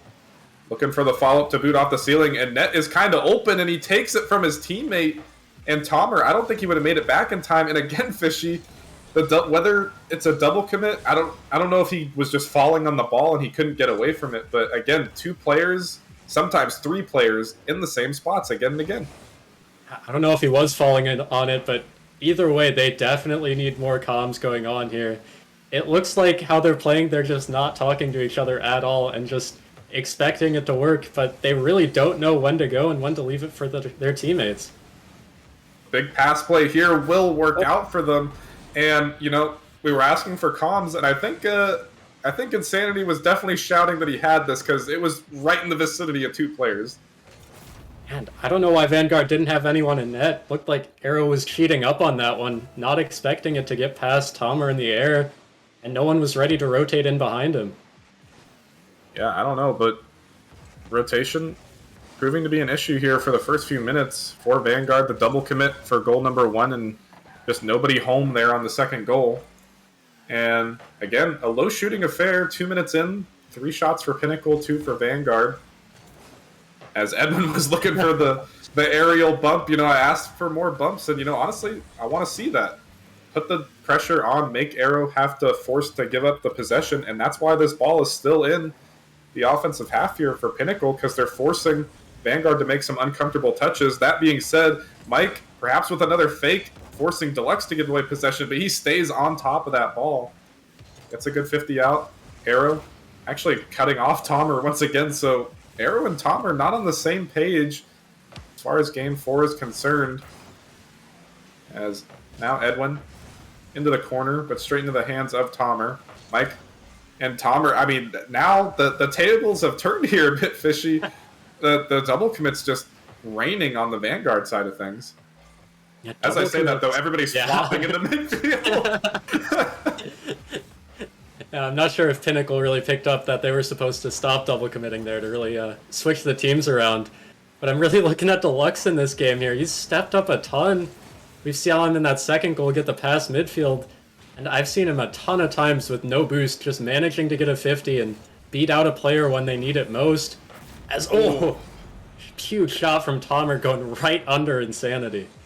Yeah, I mean, Edwin last back just couldn't get there in time. And yeah, I mean, that's just a tough read for Insanity to try and make. I'm not even sure if he even gets that. But definitely good shooting from Tomer to put that one below. But I just was going to compliment Edwin here. Again, he's not doing anything fancy here in Game 3, but he's just playing patient like we were asking him to, as Deluxe almost finding the waterfall off the backboard right there. But Edwin, I feel like, again, this all results around the performance of Edwin here, Pinnacle.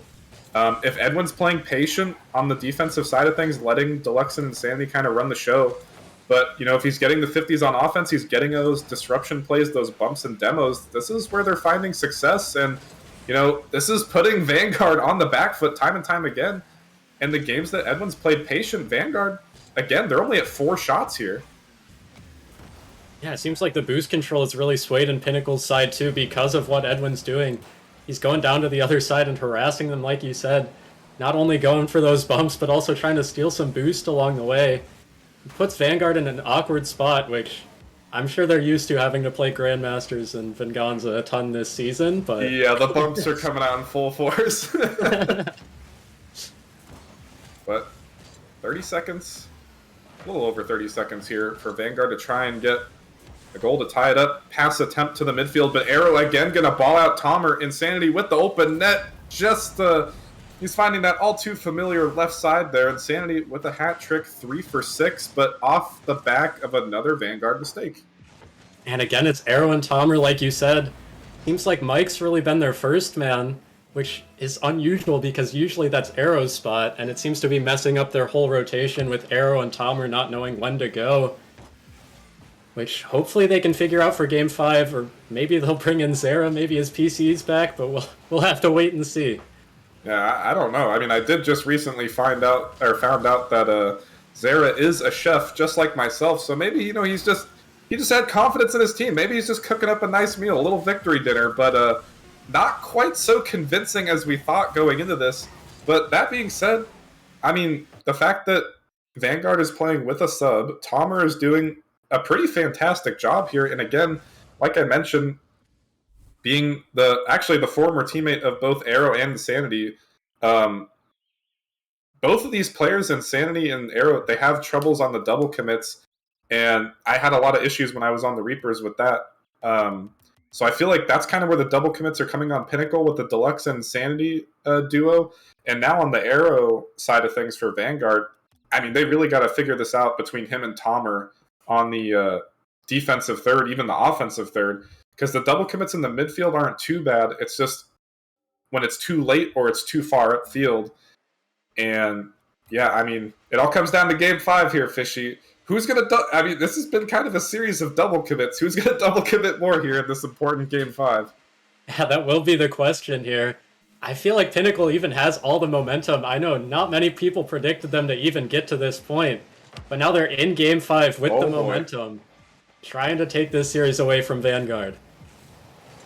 Yeah, and oh my goodness, as a double commit almost barreling that way through towards net, as Deluxe dishes this one out to the midfield. Arrow was looking for the solo play, but gets bumped off the ball. And Sandy with, I'm not quite sure what that was. It looked like a no flip reset. I mean, I really haven't seen that before. That was kind of impressive. But that being said, it's right back on the offensive side for Vanguard. Although Tomer leaving it for Mike, who finds Arrow, but straight into the hands of Deluxe on the backboard. Arrow, he's looking for a bump onto Edwin. Couldn't find it. If he did, that one surely would have been going into the Pinnacle net, as Mike, with a very aggressive positioning upfield, is now Vanguard last back. And, you know, Fishy, the double commits haven't stopped, but they've gotten more creative with how they're double committing. And honestly, if they keep double committing, I'm fine with it, as long as we get aggressive play from both teams and a great game to watch. I don't know about you, Bagels. Yeah, you know, I'm all for it. But back to the point I was making in the intermission there, is that besides the double commits, which I do kind of feel is Arrow's fault, again, it happened between Tomer and Arrow right there. That's Tomer's ball. I feel like Tomer's playing pretty well in this series. It just comes down to if Arrow's going to respect him. And so far in Game 5, he's still not respecting the presence of Tomer. And Tomer's come up with a lot of good plays here for Vanguard, although a bit of a interesting back pass right there, but it works its way into the hands of Arrow, into the solo play, the whiff off the backboard. But Deluxe going to send this one off to the side. And again, it just comes down to, is Edwin's on the presence Or excuse me. Is Edwin's presence on the field going to be enough? And you know what? It was an open net, but that's presence enough for me. Yeah, he was there. I don't know if he really faked out Arrow there, if Arrow just whiffed on that touch from Insanity. Again, it's those little mistouches from Vanguard that are killing them in this. We'll see if they can clean it up, because it seems like you said, I hate to put the blame on the man because he is amazing at this game, but Arrow has just been getting a couple of missed touches. Oh. Again, right there! Almost, but hopefully he can clean it up for Vanguard's sake. Yeah, though, here he is, getting bumped off the ball, but did find the clear. Insanity, trying to find Deluxe on the connection, and does a high lofter, but gives Mike enough time to get back, and Deluxe was up for this one, and will shut down the clear immediately. Edwin gonna get an interesting double tap off the side, but a team pinch gonna work this ball into Arrow's hands in the corner. Tama with an aggressive playoff. The Pinnacle left side, and a good redirect from Tomer, putting Edwin in an extremely awkward spot. Almost able to capitalize on that. Arrow with a 50. Mike having the half flip out of the play, and Insanity, great play from him, realizing he didn't have the read and delaying his flip. Because now he's going to be back on this one. Gets a good 50 out, still keeping possession. He's just been all over this ball the past 10 seconds. Although now, Vanguard trying to get an opportunity. But quickly the ping pong is working its way into the hands of Pinnacle here, Fishy, as the time is starting to burn down and they're getting more offensive opportunities.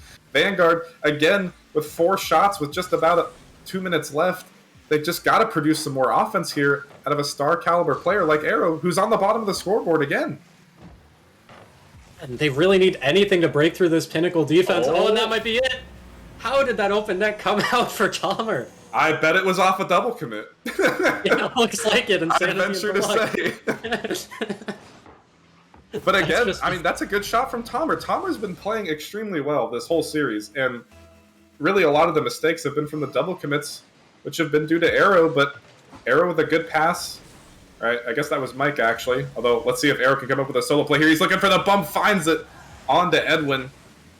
Then Sandy there for the cleanup. But again, Tomer playing super well here in this series, although Vanguard looking for a pop. Arrow for the shot, Deluxe. The shot was right at him, thankfully, for Pinnacle. And we have a tie game with just over a minute left here, Fishy. And honestly, I couldn't tell you who has the favor here. I thought Pinnacle were falling apart, but then they had that huge goal line stand. Looks like they might be able to hold it and maybe capitalize on a counterattack here from Vanguard, with just 57 seconds remaining to see who makes playoffs here. Oh my god, Arrow's camping the back boost. This is going to give a lot of time as they're going to rush in again. The double commit between Arrow and Tomer. Awkward, the missed play off the backward. Edwin can't find the shot, does find the double Insanity there. And another double commit will allow Pinnacle to score with just under a minute left. And again, just the Arrow and Tomer connection not on the same page. Although that was Mike and Tomer, but there at that point there was 3-4 double commits, Fishy. At that point, there's not much they can do, but huge credit to Edwin staying with that play, going for the double tap, and just keeping the pressure on this Vanguard team. It's not like they've been going for the double commits just unforced. Pinnacle has been making them put into awkward situations. Yeah, and that's what happens when Edwin is getting the passive presence. I mean, he's not going to be on the ball all the time, but when he is, he's making the most of it. Although final opportunity just could go Vanguard's way, but this one, Mike having to race last back, not winning the 50. Edwin looking for the bump, putting Tomer in an awkward spot, 10 seconds and counting.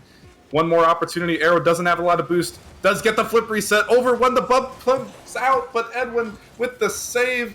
One more pass to the middle, but Insanity will bury this one into the ground, and the upset of the play-ins, perhaps. I think a lot of people's bracket predictions just got thrown out the window because nobody was expecting Zara not to be playing. But that being said, Tomer played a fantastic series, but Pinnacle are your winners here, and they will move into the 7th spot for the playoffs, which means they will go off against Spartans in a few weeks upcoming. But, you know, that was a good one, Fishy. That really was. I wasn't expecting that performance out of Insanity, especially. I knew what Deluxe had done. I've seen him play with you in the past, but I feel like Insanity stepped up in those last couple of games and really was the main force of their offense that helped them over Vanguard in the end. Yeah, and we do have to get this show on the road here once again. But I mean, definitely a solid series overall. And I have a feeling Vanguard comes back later this week once they get Zera. The scheduling with Zera figured out. I think they come out. But that being said, the next matchup, Bananas and Inferno, later this week. I feel like Inferno makes it out of that Bananas matchup just because it's the Caden factor, and I don't want to play playoff Caden. So I feel like Vanguard's going to be up against the wall. They needed to win this matchup because I have a feeling Inferno, if they come out of that Bananas series, is going to be a really tough ask for them on Saturday. But we'll have to wait and see what happens Wednesday between Bananas and Inferno. But that's going to do it for us here on the second matchup of the night. Let's see who we got coming up next in a second. I believe it is going to be in the Prospect League. Yes, we are going to be headed to the Prospect League. It'll be Minotaurs versus Hypernova here for the 7th, 8th spot there. And again, Fishy, it's been a while, but it was a pleasure. It definitely was a pleasure, but I think we gotta go here. We're already a bit behind schedule. All right, we'll catch you guys after a short break, and don't want to miss any more of this play-in action. We'll catch you guys in a few.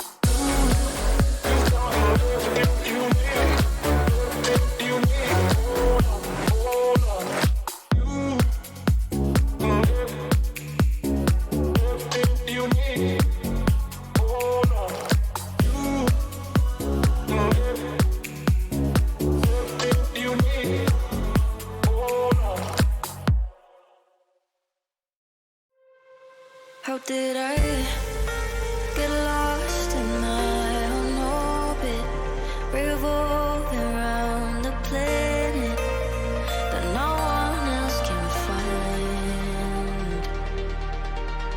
I'm waiting for signals on my screen when the signs that I'm receiving are all delayed in time.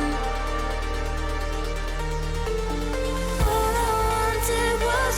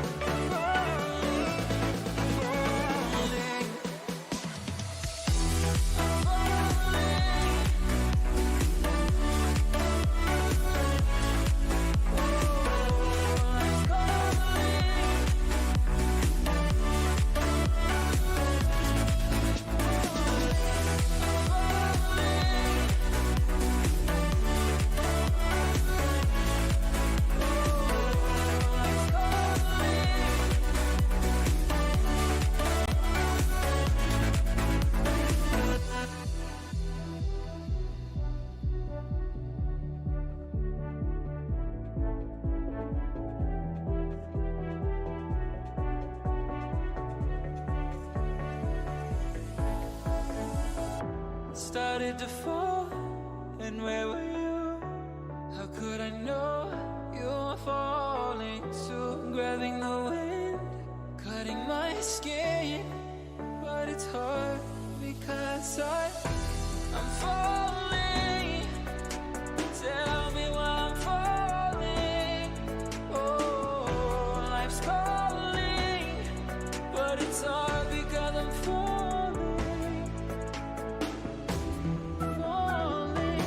Welcome back, ladies and gentlemen, to the Nemesis Gaming League, where the grind continues. We are back for our third match of the night out of 5. We're going down to the Prospect League.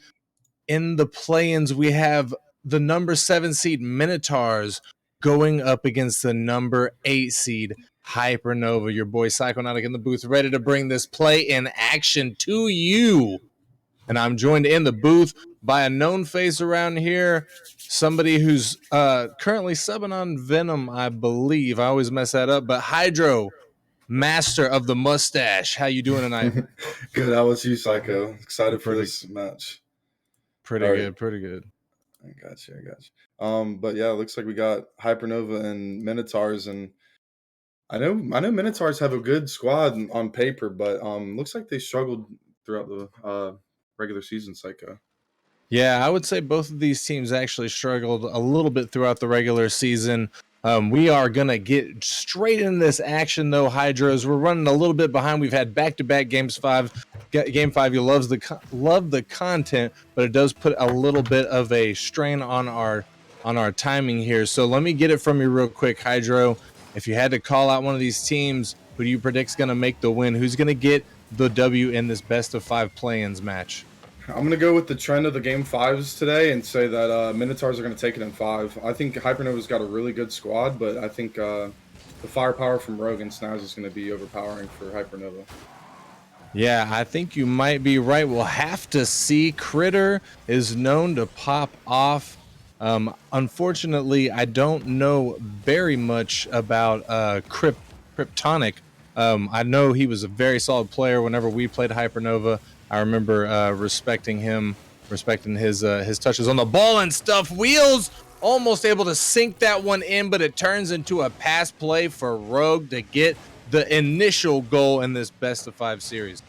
Snazzy coming out with a little fake over the top while Wheels puts one off the post, and Rogue's going to have the open net to bury that one. And not a good start for Hypernova, Psycho, is you don't really want to see those mistakes early on. It is game 1, so they're going to have to clean it up, and hopefully they can do that and make some progress back forward.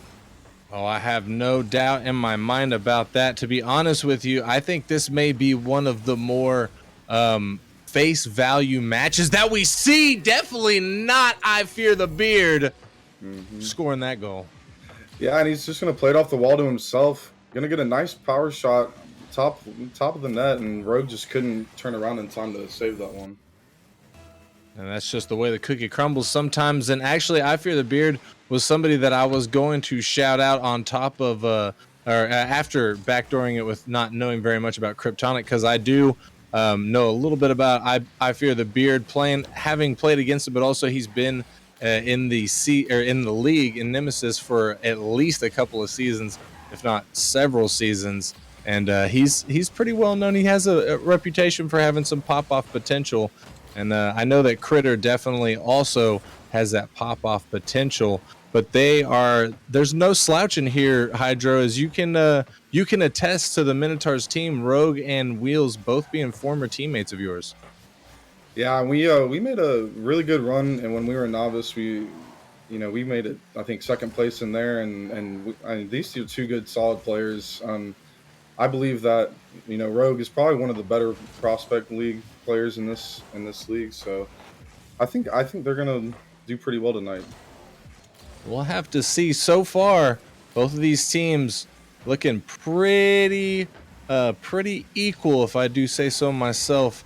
We are sitting at 1-1, a tied ball game as we reach the halfway point. Wheels finding yet again the post as he tries to get it through.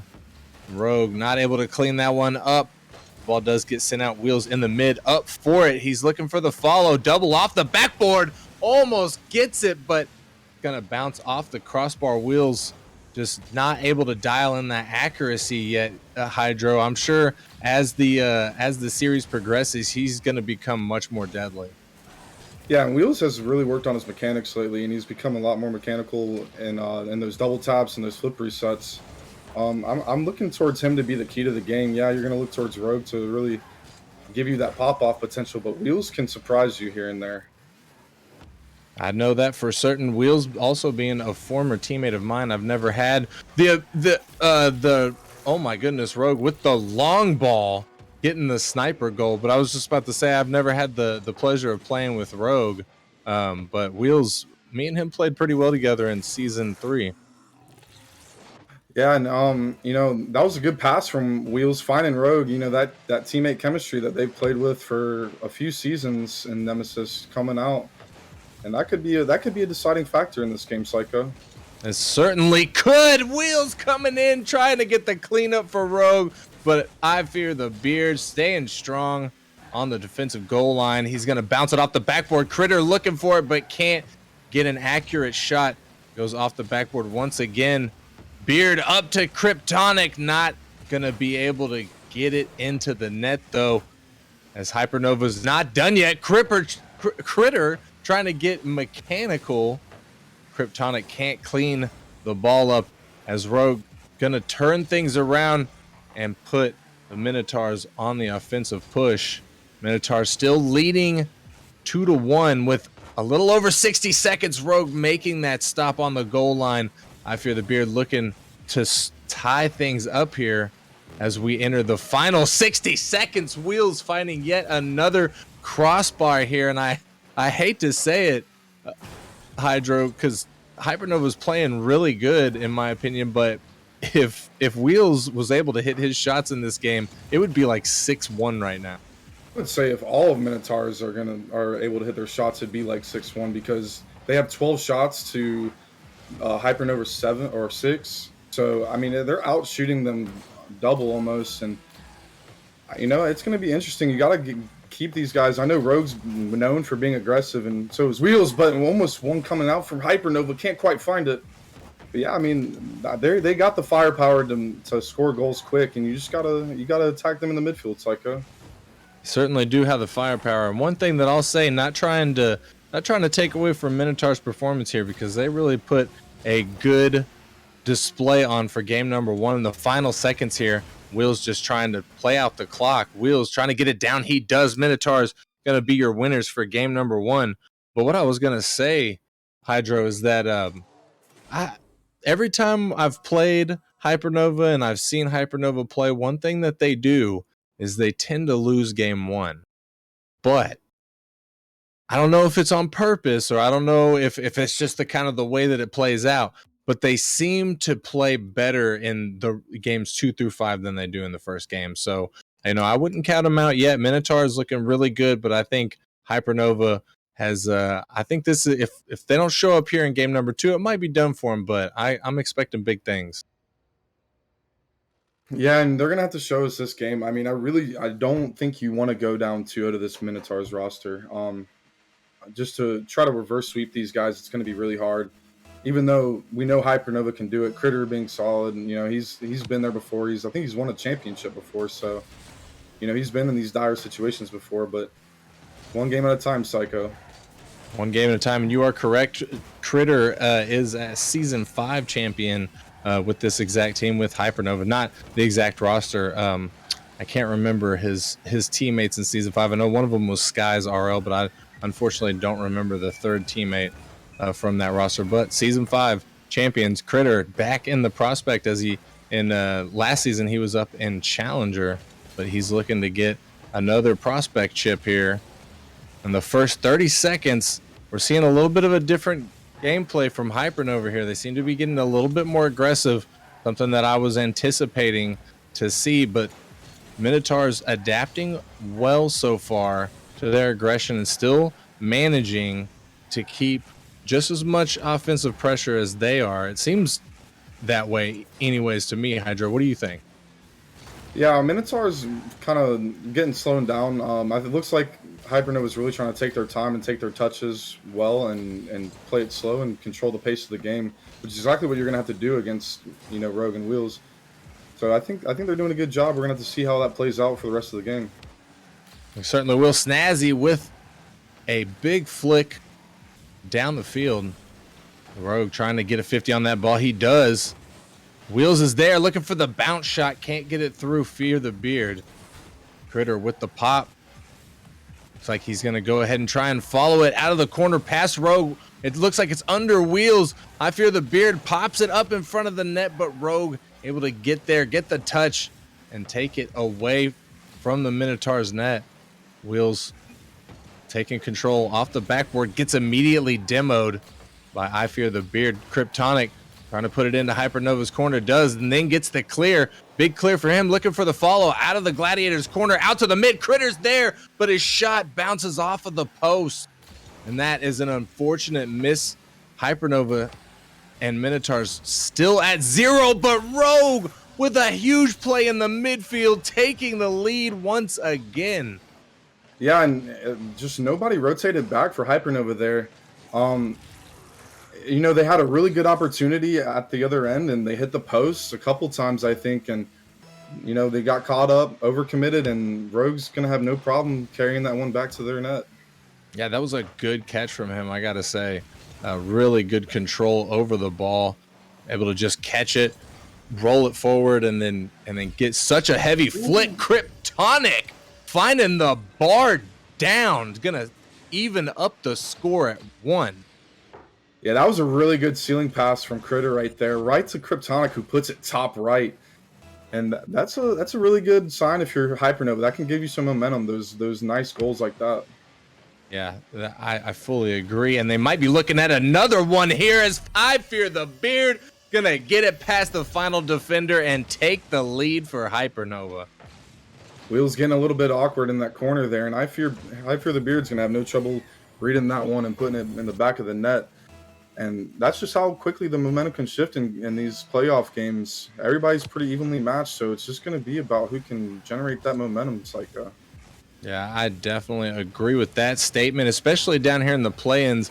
You tend to see the seeds right next to each other play, but splits up a little bit in the playoffs. But you still get some really good matches, and the ones, you get some amazing matches that you think, one team's just going to dominate the other team, and then it ends up being right opposite. But that's the way it goes sometimes. And we are down to our final 2 minutes here in game number 2. Wheels with the forward touch, looked like a dink shot there. That was just a really good pass from Rogue. It looked like a pass at least, and Wheels going to redirect it in bottom right, and no one's back post for Hypernova. And again, those rotations are what's keeping Hypernova keeping that lead. And if you can clean that up, you might be able to come out with this one and even the series up, Psycho. Yeah, and we see the chemistry that you were talking about from Rogue and Wheels there shining through, allowing them to get the equalizing goal, and the ball dangerously up above Minotaur's net. Rogue able to clear it out. Rogue gonna stick with it, gets the bump on Critter. Snazzy to take it. Snazzy still with it, but I Fear the Beard bouncing it off of the top of his car. Wheels trying to take his time in the corner. Critter gets it around him. Rogue, the backboard. He's a little bit awkward for this one. He gets what he can. Wheels helps him out to clear it away. I Fear the Beard keeping the pressure alive for Hypernova.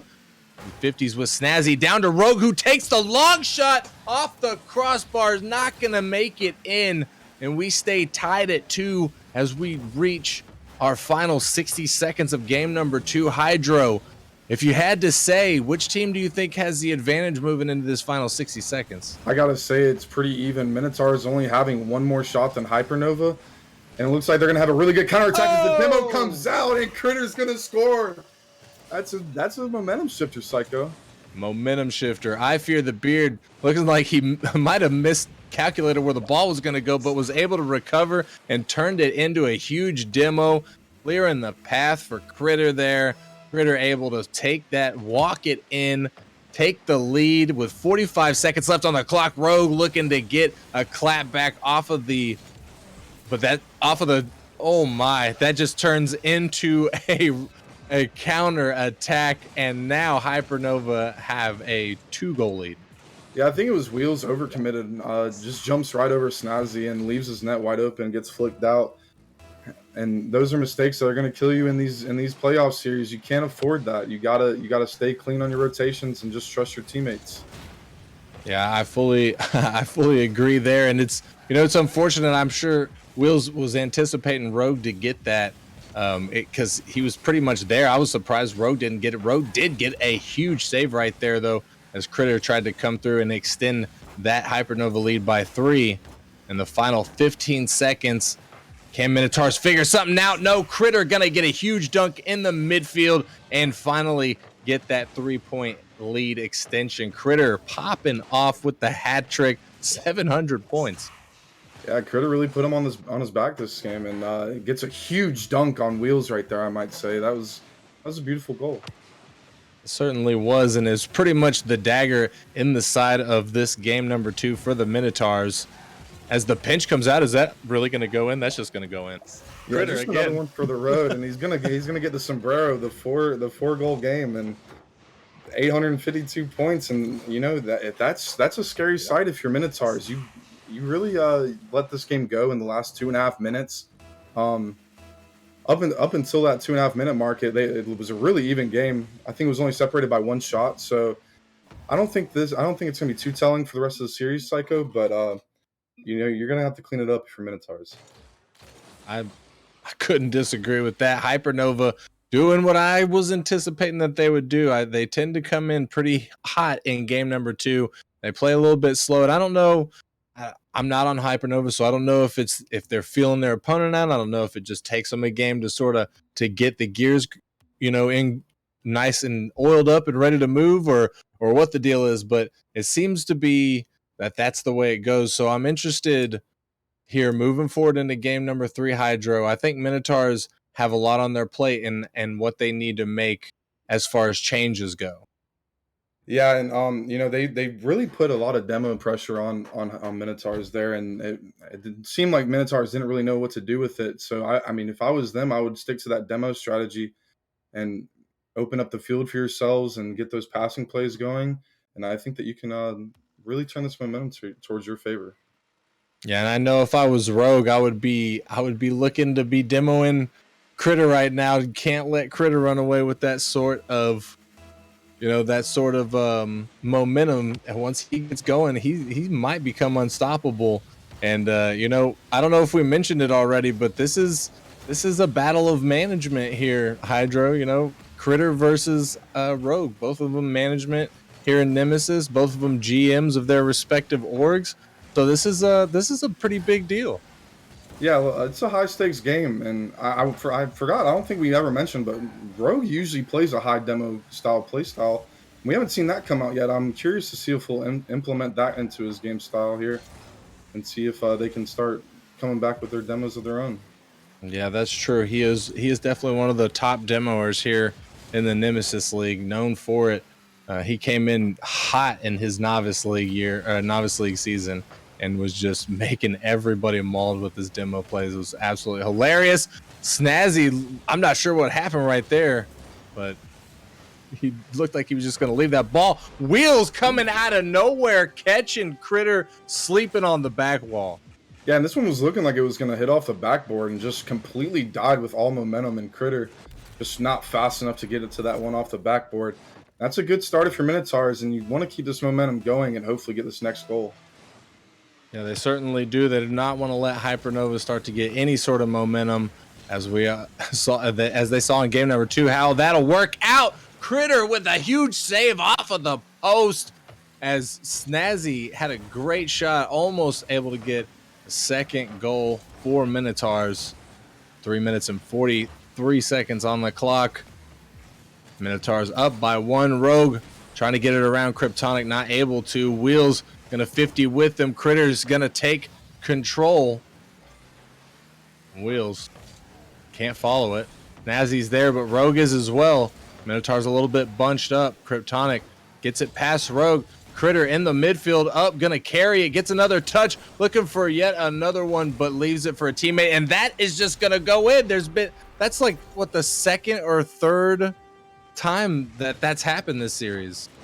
Yeah, just a double commit, and then you get dunked out, and your net's wide open, and you got to clean up these rotations if you're Hypernova, man. I mean, it's too late in the series. Like, you got to start getting those comms up. I think that's what the issue is.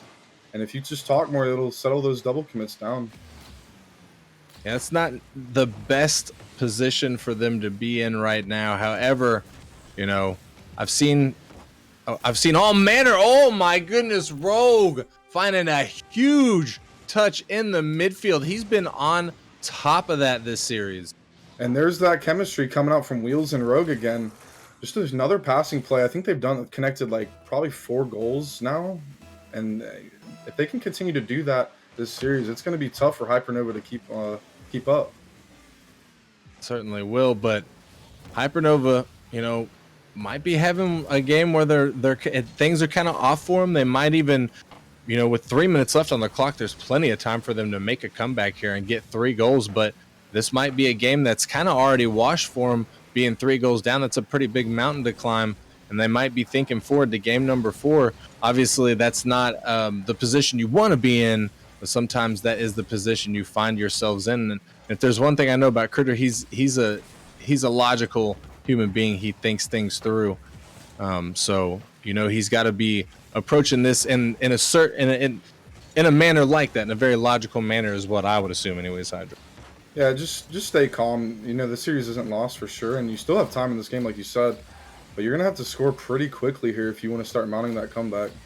At this point, yes. Now we are down to our final 2 minutes, and Hypernova is running out of time. They need to get at least one on the board here pretty quick if they want to be able to start breaking these Minotaurs down.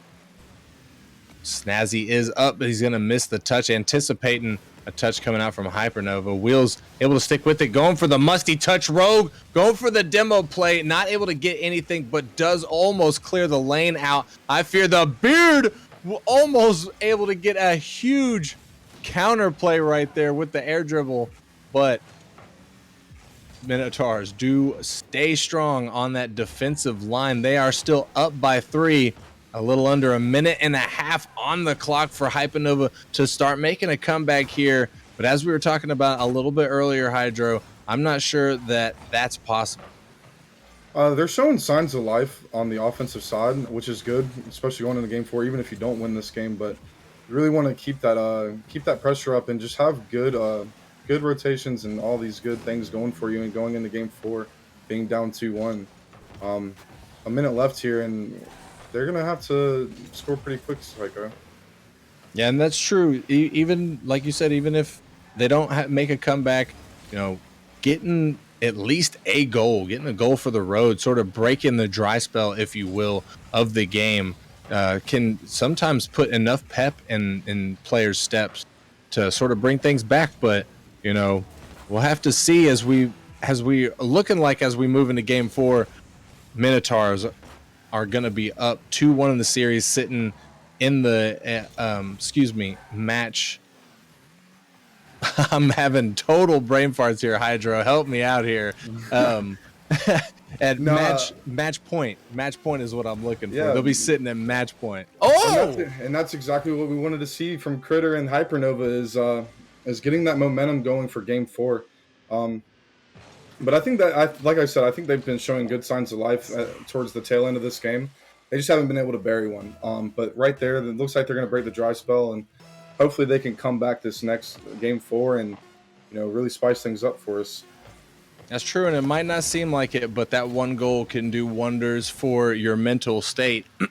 And in a best of 5 series, mental isn't maybe not as important as it is in a best of 7 series, because it's tends to be a little bit shorter, but it's still I've seen players that play really, really good in game 1 and game 2, and they lose game 3, and you can tell in game 4 they're just a little bit more upset and they play a little bit worse, and then by game 5 it's not even the same player anymore. So even in something as short as a game 5 or a best of 5 series, that mental can still be a make or break for an individual player and sometimes even a team. Absolutely, you definitely have to stay focused because it's never over. You never know what can happen, and in these game fives, like you said, the momentum can change pretty quickly. So you just have to stay strong in your mental capacity and just really try to stay calm for your teammates.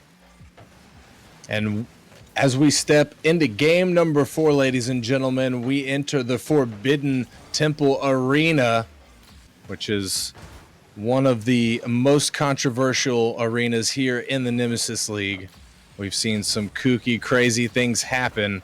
Will Hypernova be able to force a game 5? Will they be able to take a win here? I fear the Beard almost finding a massive pass from his teammate, and Kryptonic gonna sneak that one in. I'm not sure what happened there. It looked like Minotaurs had plenty of time to get it clear. Yeah, it looks like Rogue just panicked a little bit on the goal line there. Hits it right off his own crossbar. Kryptonic's going to have no problem putting that one in on an open net. And, that's that momentum we were talking about, Psycho. And that's what you want to see if you're a Hypernova fan. Just showing early signs of life in this game 4. And, 30 seconds in, it's still plenty of time. But, that's a good start for Hypernova. That is a good start. And we'll have to see if they're able to snowball it the way they did in game number 2. But Critter popping off with the 850-point game.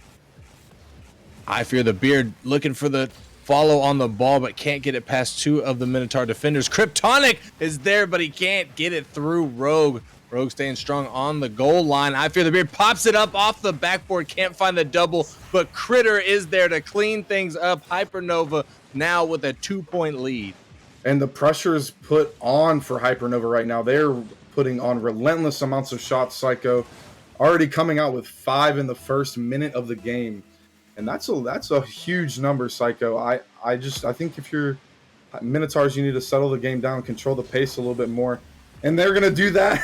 They're going to get another goal, Psycho. What is going on?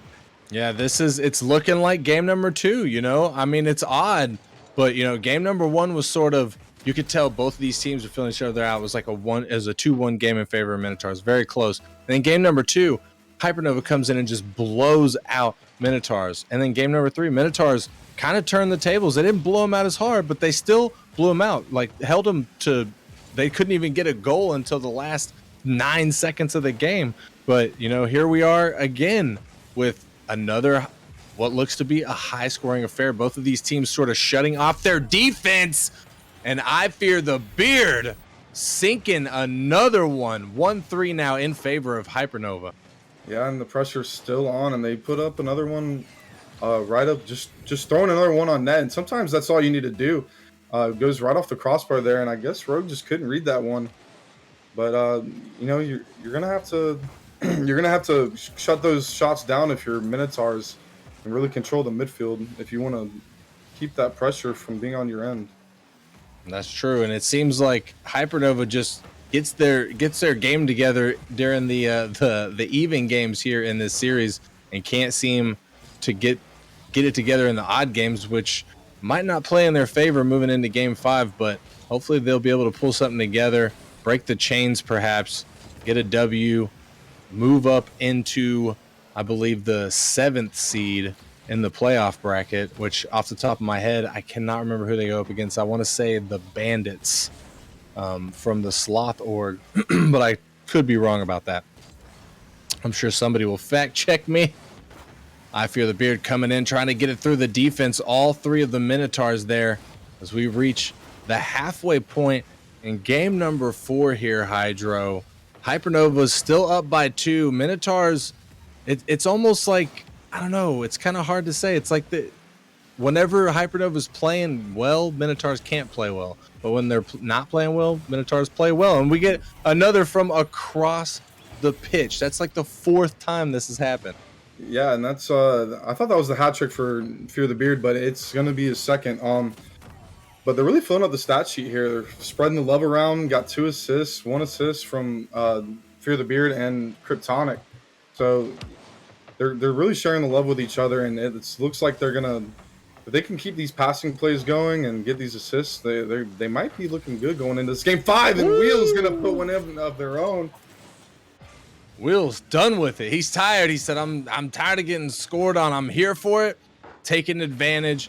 finds the slot between the two defenders, threads that needle, gets a goal, and now Hypernova only lead by 2. 2 minutes and 4 seconds left on the clock. Minotaurs pumping some momentum here, trying to get things going, trying to get back into this. If they're able to pull off a W here in game number 4, they'll just shut everything down and send Hypernova to, I believe, what is considered the lower bracket here in the play-ins to face off against the loser of the winner of Wednesday's game. I Fear the Beard with another goal. That, I believe, is your hat trick there, Hydro. So congratulations to I Fear the Beard. Yeah, that's going to be his hat trick, and Hypernova's out shooting Minotaurs by 5 shots this game, and it seems like you said, they're flip flopping every game with this pressure. Just the shots of the numbers have been in favor of the other team every other game, so it's going to be interesting if that trend goes into game 5 or not, Psycho. Yeah, I think game 5 it's where it's at. I mean, it's where it's been at all night long. We've had back-to-back game 5s. Can we get the three-peat on game 5s? It looks like we're going to. Wheels not interested. Wheels wants to end it now. He gets his third goal. Yes, he gets his hat trick as well with 1:13 left. And that certainly makes it more doable for the Minotaurs. 2 goals in a minute isn't undoable. It's going to be hard, and you're going to have to get a quick one, but it's not undoable. And I'm sure they're hoping that they can end this series right now, Psycho. Yeah, I know I certainly would be.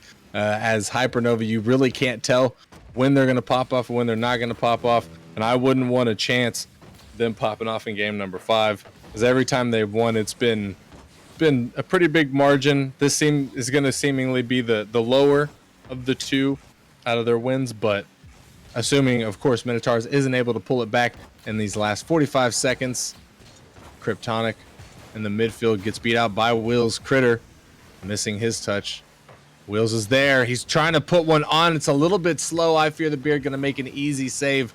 Rogue getting a pinch, but it doesn't go the way he needs it to. Critter looking for the double. Can't find the touch. Kryptonic not able to clean up the shot as Rogue comes flying in and gets a great save on the goal line. Critter one-on-one with Rogue. Rogue going to take it away from him. Rogue getting his savior medal for this game. I Fear the Beard off of the post. Rogue just trying to get the ball away from his net. Wheels missing his touch out of the corner. Rogue to put it down. Looking for one for the road. Even though it won't matter, Minotaurs still might feel good for him. Critter keeping it up. Out of the corner.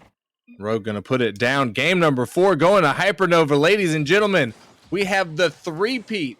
Game number 5 here tonight. I feel it's special. This is a special season, I think, Hydro. Yeah, I think we're going to get a lot of really good series this playoff, Psycho. And honestly, I don't know if I want to keep my Minotaurs prediction right now. It's looking like Hypernova has that momentum going into this game 5. And honestly, that's what matters most in these game 5s is who has the momentum and who's going to play the best. I'm struggling here, Psycho. Take it back for me, please. No, I think you might be right. I think you might be right. Hypernova might have the immediate advantage here as they just came off of a win, but we saw in game number 2 they come off of a strong win in game number 2 and then just completely sold in game number 3. Took them pretty much the entire game. They finally scored a goal in the last 9 seconds. They did pull it back in game number 4, but I think there's a high potential for them to go ahead and toss in game number 5 here. I hope that they don't. I hope we got a good overtime game. Wheel's going to start things off in the first 5 seconds off of the first kickoff. And what's interesting is that we saw this last game. Wheels got a quick one off the rip, and that game actually favored Hypernova. So I wonder if that trend's going to hold true, Psycho. It seems like these high-scoring games and these quick-scoring games have favored Hypernova all series. Yeah, that's definitely true. And we'll see if it continues to favor them here or if Minotaurs can pull this out. The winners securing their 7th seed in the playoffs. The losers going to the lower brackets to face off on Saturday, I believe. Kryptonic with yet another across the pitch goal. My gosh. I think Rogue just got way too overzealous there and just overcommitted as the last man back. I mean, that's a really good dunk out from Kryptonic and just a free goal, basically. If you don't clean up these rotations, if you're Minotaurs, you're looking at a pretty scary situation on your hands. Yes, you certainly are. Critter's there for the touch. Wheels not able to beat out the defender. Snazzy gets the second touch past the defender, but it doesn't go on goal. Rogue with a shot off the crossbar. Tries to get it back, or tries to get it in, but I fear the beard with a huge save. Critter coming in to clear the ball away from Hypernova's net. Kryptonic in the mid, puts it down. Critter looking for the redirect, but can't get the touch. Hypernova starting to heat things up here on offense. The demo comes out. What just happened? Rogue just owned goal and just dribbled it into his own net. But I will say that Hypernova was putting some really good passing plays together there before that even happened. But that was a good demo by Critter to open up the net for the own goal, I guess. Yeah, no, that was a really good set of plays there. Really a drive, if you will, from Hypernova. And Rogue, I guess, just panicking a little bit and not getting the touch he's looking for. I fear the beard was waiting for game 5 to pop off, apparently, but he's not able to get it through the defenders there. Minotaurs staying strong, though they are still down by 1. Plenty of time, 3 minutes and 40 seconds left on the clock for them to make a comeback. Wheels gets it past 1, immediately demoed, though, in his own corner. I fear the beard can't beat out Rogue. Rogue looking for the double. Critter gets it away from him. Critter with the long ball. Wheels back, gets the touch in the midfield, pops it up off the backboard. Kryptonic there, sending it away. Snazzy not able to follow the ball. Rogue getting bumped by Kryptonic. Rogue sticking with it. Wheels to help him out, sends the ball out to the midfield. Critter with the touch. Rogue looking for the second, can't find it. I fear the beard putting one on. Snazzy makes it back in time to make the save. 3 minutes left on the clock now. Minotaur still trailing by 1 here, Hydra, but they're not done. They've definitely got life in them. They've only got 2 shots, but I think that they might be finding some cracks in Hypernova's armor. Yeah, these 2 teams have been going tick for tack. It just seems like each team gets a shot every time they're on the other side of the field, and I fear the beard, I think, was getting a shot there, and another one comes in from Kryptonic. But yeah, Hypernova's getting some really good initial pressure here, as I think this one might just struggle in.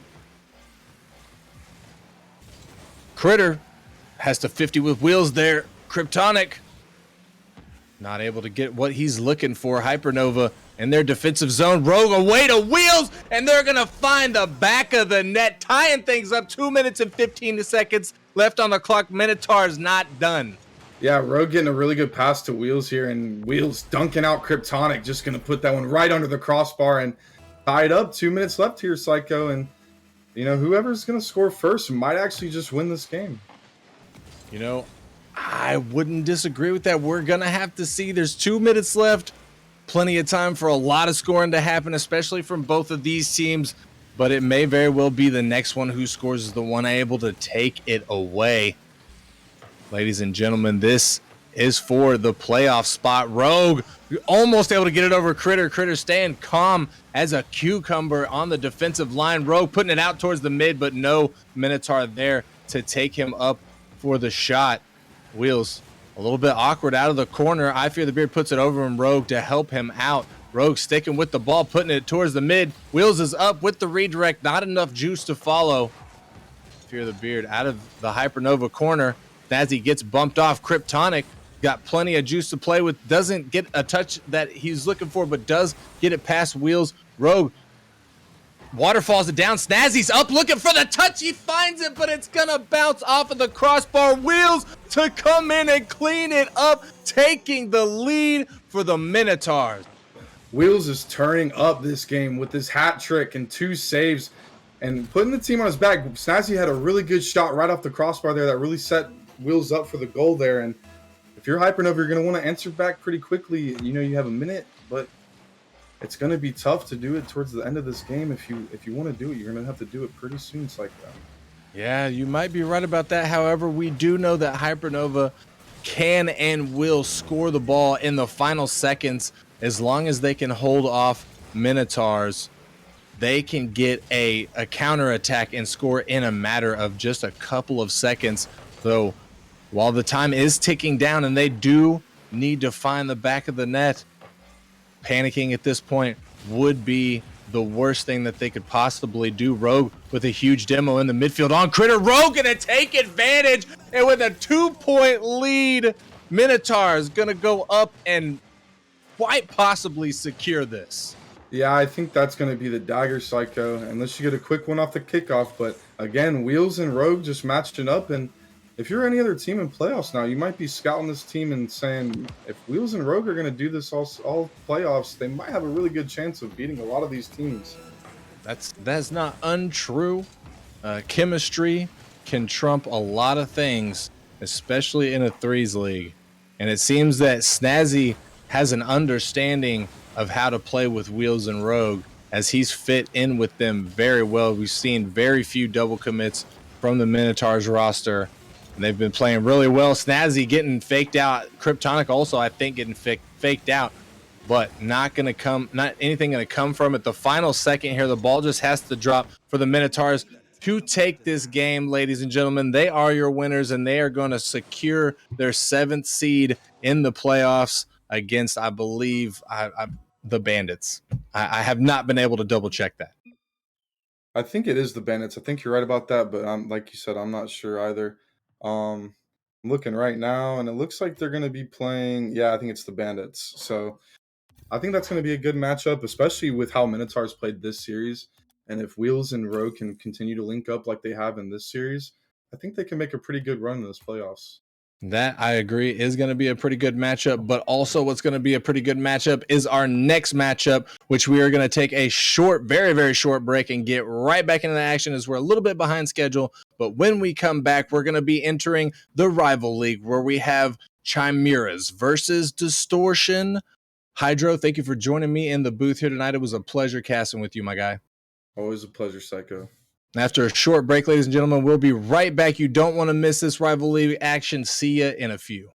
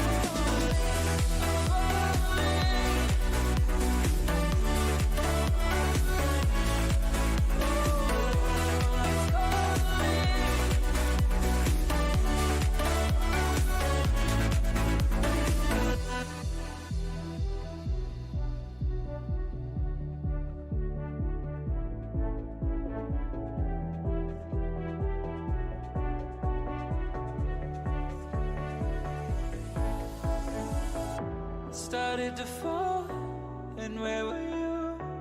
How could I know you were falling too? Grabbing the wind, cutting my skin, but it's hard because I'm falling. Tell me why I'm falling. Oh, life's calling, but it's hard because I'm falling.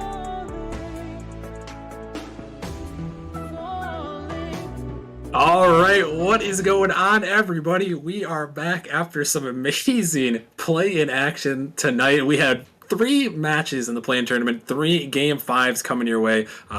We got to quickly run through this. We are a bit behind. A couple of quick shout-outs that we didn't get to earlier. Shout out Crippus for gifting a sub. Diformia with the sub. Rockerman gifting a sub to Jaegers. I got you, Jaegers. We also got Hydro with 11 months and Teshega coming back for 3 months. So shout out to everyone for the subs. But Jaegers, we are here in the Rival League. We got Chimeras. We have Distortion. And if the Knights told us anything, Jaegers, we could be in for another great one here. Oh, man. I don't want to predict it, but if the streak keeps going, we're going to see another game 5, Austin. But, I don't think we're going to get here. Chimeras have been on a 4-game losing skid. Distortion on a 2-game winning streak. Everyone's picking the Chimeras. I'm going to go for the upset. I'm taking Distortion and 4 in this one. The game 5 victories are going to come to an end. Oh, and he might just be right. Zap is going to start off the bat. The 3rd leading scorer in Rival League is going to strike first. Zap has been popping off for this Distortion team, a big reason for their success. And on the flip side, iTrash, an MVP candidate, he's number 6 in average score per game. But the player to watch out for, I think, is going to be the difference maker in this one, Austin, is going to be Pred for the Chimeras. He was the top scorer in the last time these two teams met and was a big reason that Chimeras won this in Game 5.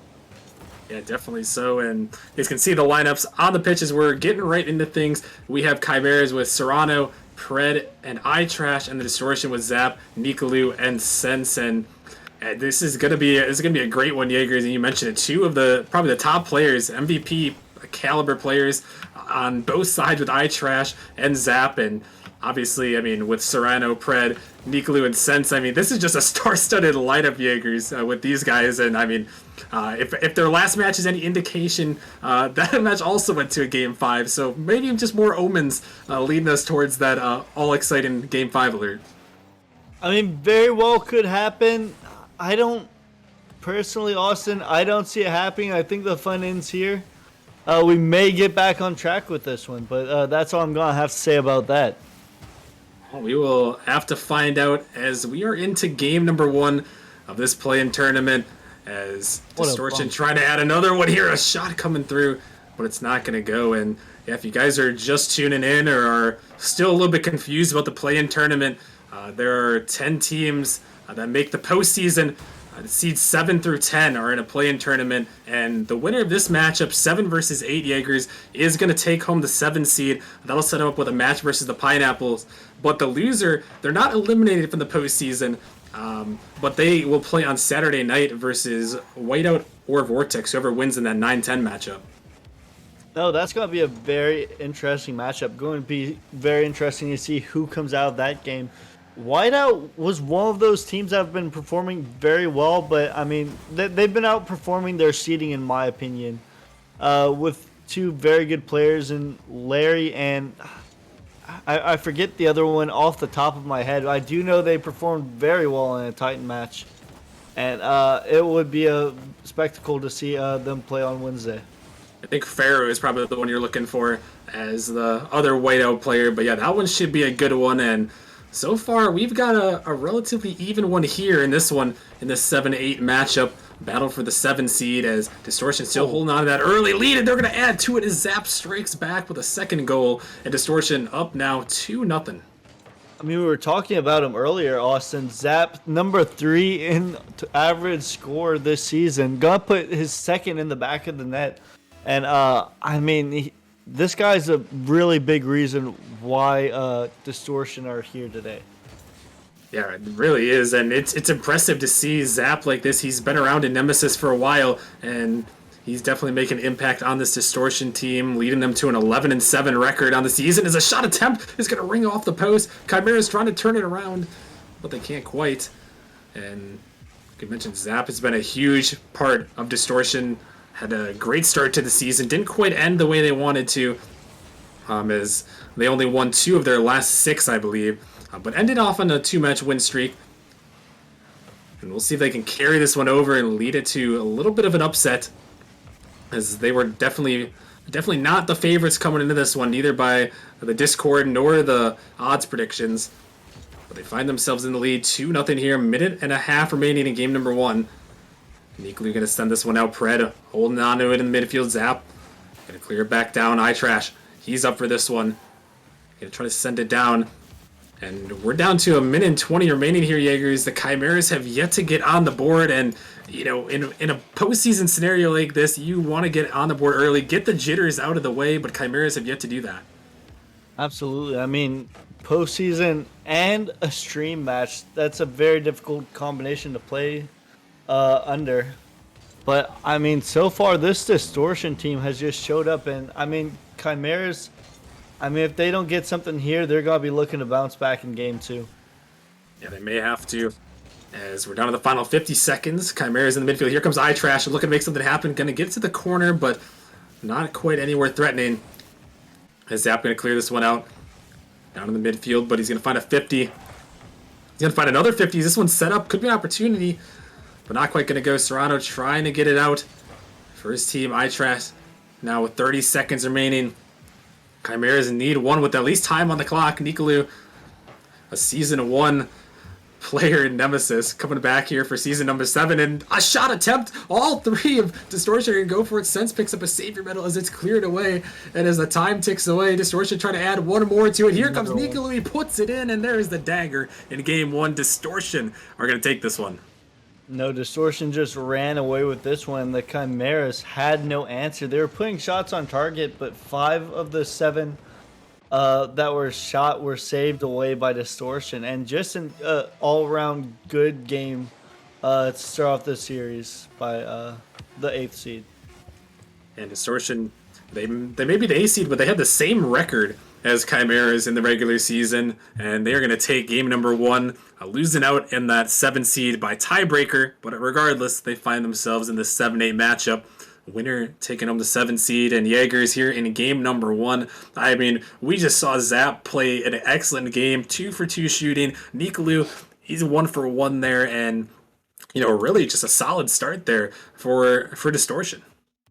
Yeah, no, Chimeras definitely outshot them, but it just seemed like Distortion had all the pressure in this game, putting shots away, getting the saves when they needed, and Chimeras just need to step it up. They're like, it's a long series, it's 5 games potentially, but you don't want to go 2-0 down against this Distortion roster. I mean, Distortion, Jaegers, I know at the beginning of the season, people were talking about it's going to be Hydra, Distortion at the beginning of the season as the top 2 candidates. Obviously, you have the Knights who have played great this season, but Distortion were one of those teams, Jaegers, at the beginning, people were like, these guys could probably win it all, and, you know, they may have, you know, not lived up to that hype the entire season, but, you know, when you get to the end of the season, that's really all that matters, how you perform here, and you got to be scared of them for sure. No, I mean, one thing I've always said about playoffs, Austin, it doesn't matter what seed you are as long as you get a ticket to the dance. And so far, Distortion's making the most of their opportunity. Yeah, they are. After they take game 1 in a shutout, 3-0 here. And now they're looking to be threatening early in game number 2. So we head to Urban Central. This ball popped up. Here comes iTrash looking to send it down. Serrano looking for the redirect there, but can't quite find it. As Pred send this one off the ceiling. iTrash looking in the midfield, looking to make something happen. And we're a minute gone by here, Jaegers. Chimera is still yet to score. I'm curious what you're looking to see from them, or maybe a player in particular that needs to step up to try to get them on the board here. I think they just need to get some passing plays going. A lot of their offense kind of looked uninspired. Not much going for it. They need to find their teammates in the midfield, start banging some shots, try and get the ball off the crossbar and go for the doubles. go for the passes, and because this distortion defense is just playing too well right now to be going up against basic offense.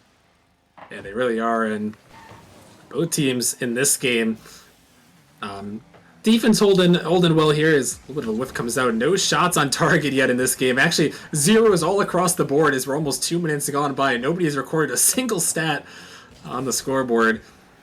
As we're about 2 minutes in, 0-0 scoreline here. Distortion looking to see if they can keep things rolling. This ball popped up. Sense looking for the reader. Gonna pass it down to Nikalu, but Serrano, gonna find a clear, and Zap just barely able to make that touch as a little bit of a backflip comes out. Serrano trying to take it down, but it's not gonna go, and near and halfway now, still a 0-0 scoreline, but here comes Zap for the flip reset, but it's denied away as Distortion looking to strike. Here comes Nikalu for the shot, but iTrash with a huge save. The first shot is saved away in epic fashion. We stay tied at zeros. What a save by that Chimera's defender. I for sure thought that was going in the back of the net with the pace and the placement. But the Chimeras do well to keep this scoreline at 0. Just a huge save from iTrash. You expect it from him. He is the man to watch out for. I know we saw him on stream recently without him as they were battling for the division championship not too long ago. And they were definitely missing him. But glad to have him back here. He's got to continue his great ways this season as he's up for this one. Looking for the shot, dropping it down, forcing 2 defenders to commit, and the shot comes through. Pred, he's going to snipe the angle, and Chimeras take their first lead of the series. Pred with just a perfect placement. Put it where the Distortion couldn't get it. And that's a way to open up the scoring in Game 2. I asked for him to show up in Game 1. He popped off in the previous series against these two teams. And if the Chimeras won't win, he needs to put shots on target. Yeah, definitely. Pred could be that X factor there, and he's performed really well this season, moving up to rival in this one, and he's definitely been one of the big reasons why Chimeras have been so good this season. It's good to see him out here knocking in a goal, getting the Chimeras finally on the board here. So we're down to a minute and a half remaining in Game 2. Distortion with the 1-0 series lead. And this is best of 5. Winner is going to lock down that 7 seed. Loser is going to be going to Saturday night with their postseason and playoff hopes on the line. Zap going to take this one up, trying to stay with it, dropping down midfield. The demo comes through, a huge demo by Sense, but they can't convert it. Another demo is traded back. Distortion looking at threatening here, but now there's no defenders there, and those demos huge. Just wait a minute, iTrash on the 1v1 trying to take it down, but Zap able to clear it away, and great defense on these both sides, Jaegers, to keep it at a 1-0 margin. No, absolutely. Also, Austin, I'm just looking at now, but a low shot total compared to the last game. Pred could get another one on target here, and he beats the defense for a 2-0 lead with 44 seconds left, putting the Chimeras in prime position to tie up this series. Yeah, another huge go-ahead, well, actually an insurance goal for Pred there as he finds his second of the game, and the Chimeras 2-0 now. Looking to tie the series up at 1 apiece, and just looking a lot better here. Things were a little bit even in the middle of this game, Jaegers, but really in the final bit here, Chimeras have definitely done well, and that one is going to go in for Serrano. Was that a pool shot?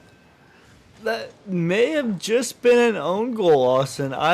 I'm not sure. It looks like Zap may have gotten a bad touch. Serrano may have helped him a little bit. But just not a great touch by Zap, and Chimeras just going further cement this game in the Chimeras' favor, and push us to the brink of an inevitable. It seems like Game 5. And maybe we will have to find out. Still some time to be decided, but a 1-1 scoreline, which looking like all but possible here, will definitely be a great start as Chimeras, they're trying to throw one more in for the road. This ball floating down, and that'll all but wrap up game number 2 here. The Chimeras come out with an excellent performance led by Pred with 2 goals, and why not 3, but not going to go that time. But Pred, a huge performance, and the Chimeras, Jaegers, going to tie this series up at 1 apiece. Oh, absolutely. Austin, we asked him to show up. He did. 2 shots, 1 assist, 100% goal participation. Have a day, Pred. And if the Chimeras want to keep this up, he needs to keep popping off, and I want to see iTrash to get a few goals himself in this one. Yeah, it's interesting. We talked about iTrash being that guy, and he had a good performance, assist, a couple saves to his name, but it was really about Pred there. And you know, we really didn't see much from Distortion at all in that game. Just no goals in that one. Got shut out. Looks like they've traded back-to-back 3-0s Jaegers, and now we're into game number 3. That's so crucial here in this one. The winner's going to put themselves on match point and 1 win away from taking the 7th seed in the playoffs. Absolutely. I mean, you do not want to lose this game, but like I said, Austin, even if you lose this game, it doesn't seem like the end of the world, at least not in the first night of play-ins. Yeah, it wouldn't necessarily be the end of the world, but you know, I know both these teams, Jaegers. There's been a lot of talk about that Hydra team who have, you know, ran through this season. They're at 17-1, and you know, the winner of this one is going to be guaranteed to be on the other side of the bracket of that Hydra team. But the loser, you know, their only hope then is to become the 8th seed. They have to play Hydra in the first round, so a little bit of maybe added bonus. You know, I know some people, Jaegers, don't really think about their opponents, but you know, if you can avoid it, you're going to try to avoid the 17-1 team. Oh, absolutely. I mean, Hydra, always a scary team and rival. Like, Biscuit, he just seems to win wherever he goes, doesn't he, Austin? I mean, that man is a perennial powerhouse. And whichever team loses here is going to have a tough route to get to the grand finals. Yeah, definitely. And both these teams know what is at stake here in this one, especially in this game 3. As this ball sent back to the corner, iTrash looking to chase it down, gonna pop it up, trying to get another touch. Pred is also up, looking to loft it to him, and that one works out. Pred trying to find a double, but it's not quite gonna go. As a creative passing play almost worked out for the Chimeras. But not this time as this ball rolls out. Nikalu turning on it, passing to his teammate on the wall. Ball trickles down the midfield. iTrash gonna get it by the last defender, but only as far as the corner. As Nikalu races it back to get the boost and collect the ball as well. And we're looking at another game, Jaegers, that's starting off a little bit low scoring. So 2 minutes gone by. Neither team able to get a goal, and only one shot on net again. It just seems like these guys like these low scoring affairs early. Absolutely. I mean, it really just feels like both teams are feeling each other out. Almost had a double tap on target there to open up the scoring, but alas, the scoreline stays 0-0. Pred with a nice passing play, however. Oh my goodness. Was that a 3-man passing play? Serrano to Pred to iTrash, and iTrash to the back of the net. I mean, Austin, that is definitely a way to open up scoring if I ever did see one. That was so impressive there. I mean, what a 50 on the backboard. Pred goes up there and finds a 50 down for his teammate. I mean, that is impressive. And the Chimeras, we know that they can pass. We saw it in the last game, and just another piece of evidence right there. They can do it, and there's a huge play for them as iTrash puts it in the back of the net, and Chimeras find themselves in control of game number 3. Looking to put themselves on match point. This ball off the backboard, looking for a double tap as iTrash. He sends it up high. Here comes Serrano, but a great save on the backboard. Oh. But it's still hanging. Nikalu is going to get bumped off of it as they almost were able to survive. Looks like they will for the moment. But another scary time for Distortion and the Jaegers with only one shot on the board. Things have seemed to turn for Distortion here, just not quite looking as offensive as we saw in game 1.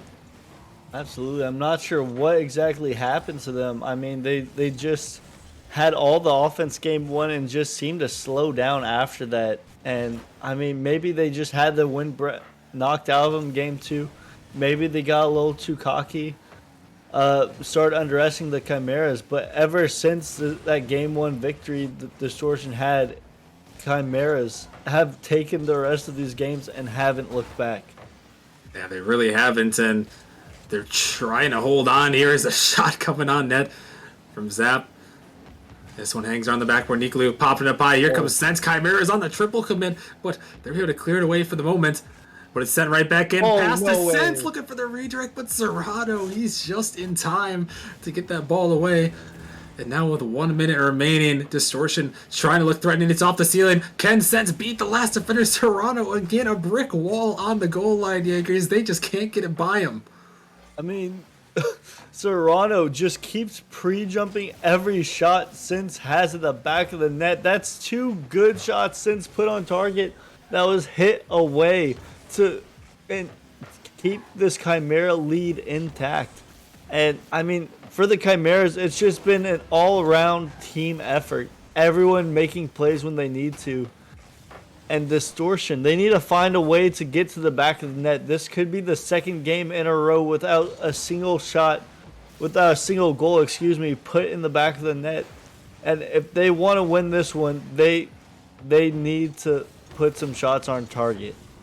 And they don't have much time to do so here as we're under 10 seconds. Can they take it the length of the pitch? Pred is going to dunk it in Distortion's corner. And now this ball has to touch the ground. Pred going to try to fake it out, and it's going to touch the ground there. The Chimeras with a performance there off that one highlight play that they had. They take game number 3, and they are 1 win away from holding on to that 7 seed and facing off against the Pineapples in the first round of the playoffs.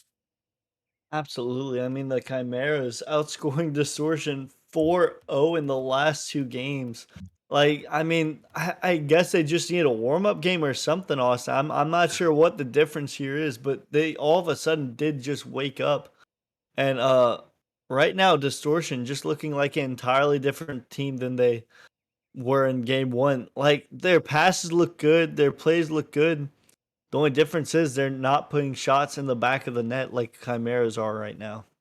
Yeah, and you have to wonder how much of it is Distortion maybe, letting off, or maybe it's just Chimera is taking that extra step. I mean, Jaegers, you mentioned those 2 saves that Serrano had on the goal line. I mean, Sense just put 2 good shots on, and opponent just made an amazing save. And sometimes, in a 1-0 game like this, that's just the difference. That's just the difference in the game. Sometimes you got to tip your hat and just go next.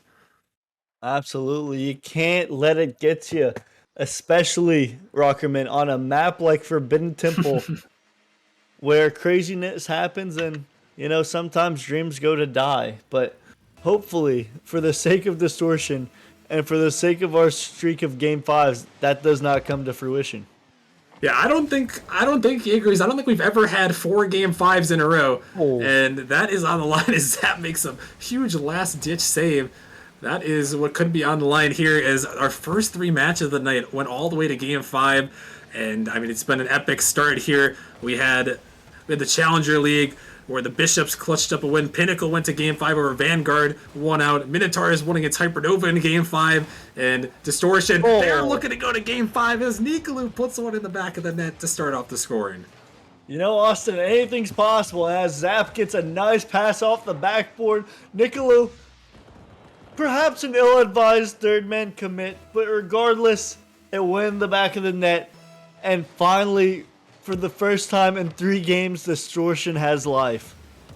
Finally, I mean, we've been waiting to see this after that Game 1 performance. And finally, something's going to work their way as, oh my goodness, that one almost goes in. Zap already has a savior medal in this game. He got 1 assist, already at 300 points, not even 40 seconds into this game. So good start for Distortion, but they're on the defensive end. Here comes Pred looking for the redirect. Serrano is up, setting it up towards the backboard, looking for the double tap. But it's going to be cleared away as Chimeras are going to take it to their corner. And Distortion, got to be happy here, Jaegers, with the first 60 seconds, putting a goal in and holding on the defensive end. Absolutely. And if you look at the rotations now, Austin, they're using the deep third man, parking the bus almost, not wanting to give an inch to this Chimera's offense. And, I mean, so far it's working. Chimeras keep putting shots on, but 5 shots, Austin. 5 shots in a minute and a half.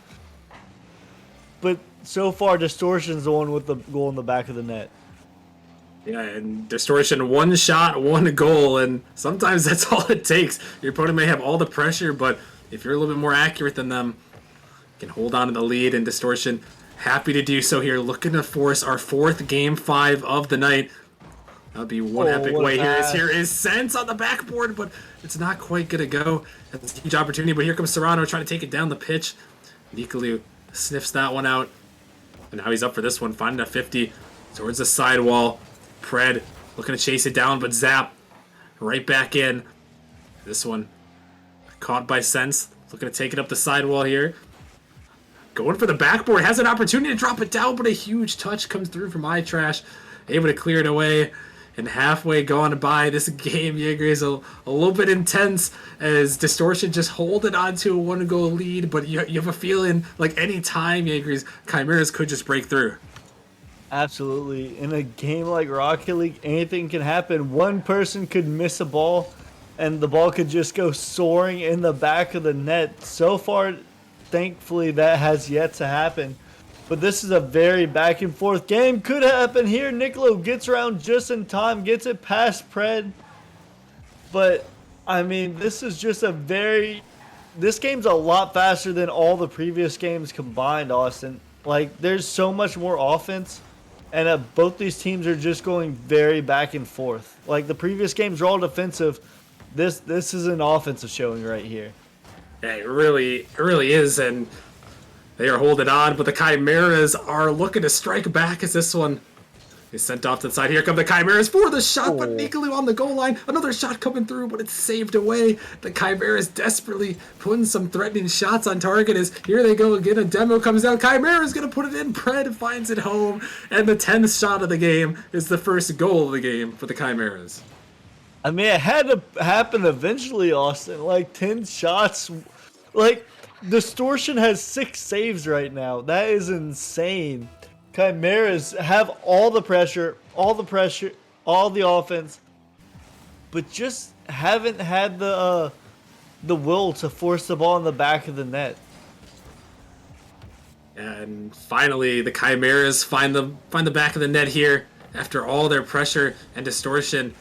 They once again find themselves a little bit of the back foot. The game still tied here, but with the series possibly going the Chimeras' way here as they lead 2-1. Another shot at the midfield. Nicolou has to get back to it. Distortion got to be feeling a little of the pressure. They know they have to strike to force this game 5. It could be a record-setting one. As, like I mentioned earlier, we've never had 4 game 5s in a row. Would be a sight to behold here. But we got 45 seconds of regulation here before a possible overtime in game 4. The Chimeras looking to close things out here, but Distortion looking to force that game out. A shot going off the back of the post there, but it's not going to go. A huge opportunity that doesn't go, and now we're under 30 seconds remaining. And Distortion once again a little bit on the back foot as this one's sent down. Can they find a goal here to force the game 5? Chimeras in their own zone, a little bit dangerous here. As iTrash pops it up in the midfield, kind of gave away control here. As Sense is up, looking to find a dunk through. It drops down to Nicolou. Dangerous ball in the midfield. But the Chimeras able to get to the side for the moment. As this one dropping down. Could it be it there? A save comes through. As they clear it away. Distortion sending it down. And we've got overtime in game 4. And also, if that ball was in play for even a second more, it could have been a goal for the Distortion. But instead, we have overtime on Forbidden Temple. Crazier things have happened. Ball, people have owned gold and ended series here. So, I mean, with all the pressure Chimeras have, they are sitting pretty. And a game buffer, like, Chimeras are in a very good spot right now.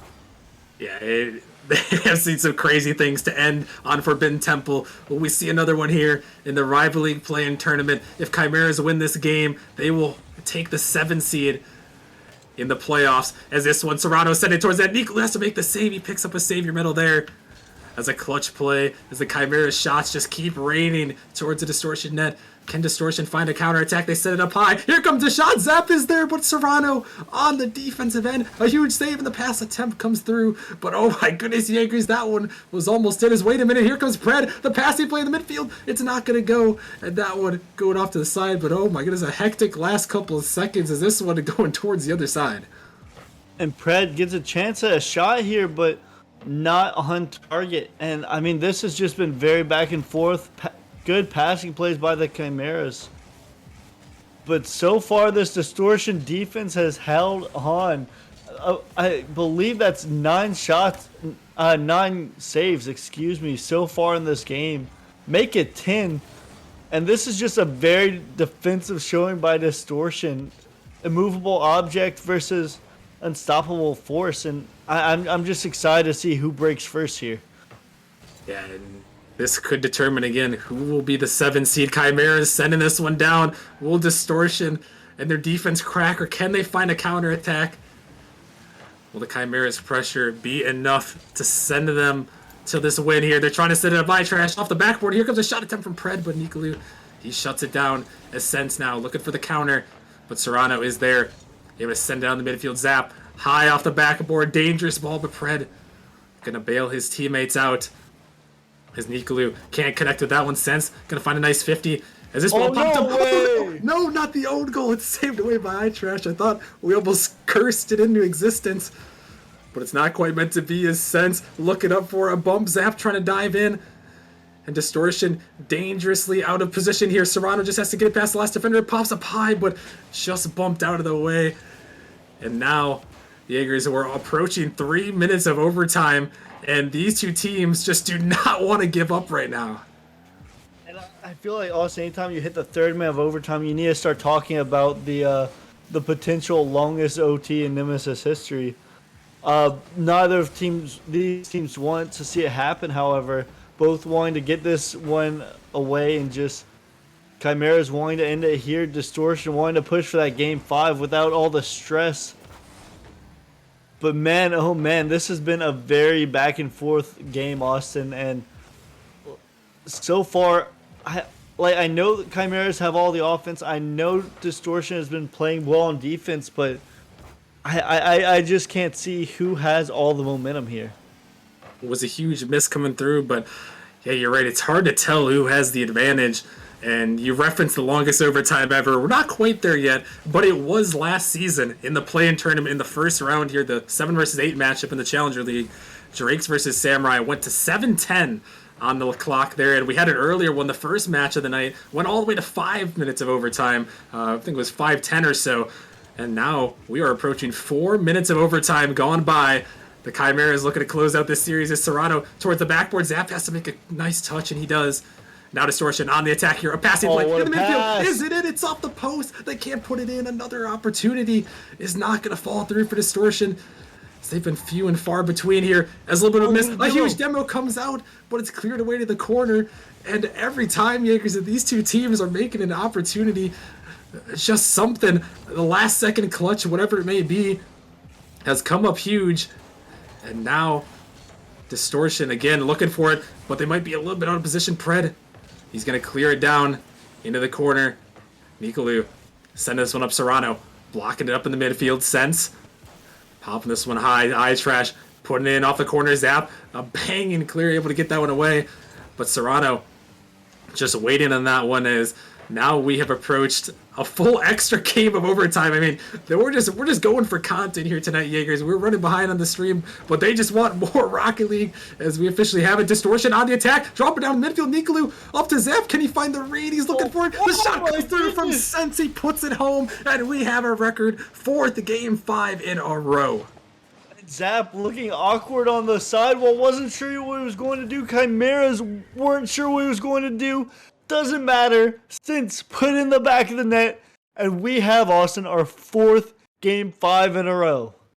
Oh my goodness. You know what, Jaegers? I think it's that new emote there. We throw a game 5 emote on the Twitch channel. All of a sudden we go to 4 game 5s in a row. I mean, it's got to be a coincidence. I mean, I don't believe in coincidences, but you know, hey. What a game, Jaegers. And I mean, Distortion, they were just battling from behind. I mean, Chimeras, it seemed like they had all the pressure, and then in this one, they just clutch up in 5 minutes of overtime to force a game 5. Yeah, I mean, Chimeras looking like the better team for most of the game, putting shots on target only to get saved away by Distortion. Distortion just parking the bus, waiting for their moment to strike. And I mean, it took a while. It took us a few minutes to get there, but game 5 is coming. And after 5 minutes of OT, we're so far behind, Austin. But at this point, I do not care because this is some quality content right here. No, it definitely is. I mean, at this point, who cares? We got 4 game 5s on the night and another battle for the 7th seed in the playoffs. And these two teams surely ready to go, Jaegers. I don't even know. I mean, Distortion, that one had to be a stake to the heart of the Chimeras there. Do you think Distortion has the edge going into this game 5, or Chimeras with that extensive offensive pressure? Austin, it's a placebo thing. I feel like the team that always pushes to game 5 always has the momentum just because they won the last game, and then the other team has the thought in their head that they could have won it back in game 4. But this is a scrappy Chimeras team, and I could see it going either way. Zap almost getting a nutty double off the backboard. But that being said, if Distortion keeps these passing plays up, I see them potentially making it all the way to grand finals. Yeah, I mean, Chimeras were one of the teams that I talked about making a deep run as a play-in team, and really, you can't count this Distortion squad either. I mean, both these teams were really even in the regular season. They went to game 5 back in that one, and they're tied with the same record, but Chimeras won that game 5 earlier in the season, and they're seeing if they can do it here. Oh! And this ball in front of the net is just bumps colliding out of nowhere, but they still can't put it in. Panic on the Chimeras end as just bumps and demos rain in front of this Chimeras net as they're trying to fake it out. Distortion looking for it. And oh my goodness, this is a chaotic game 5. I mean, the pressure is on the line. Yeah, because you can just tell that these guys are nervous on the pitch right here, knowing how crucial this game is for their playoff hopes. Absolutely. Both sides are stressing, but right now Distortion has all the offense, outshooting Chimeras 3-1. But I mean, we saw where they got Distortion last game. They only had one shot compared to Chimeras 10. And then they were tied for most of the game, so we'll have to see where this one develops.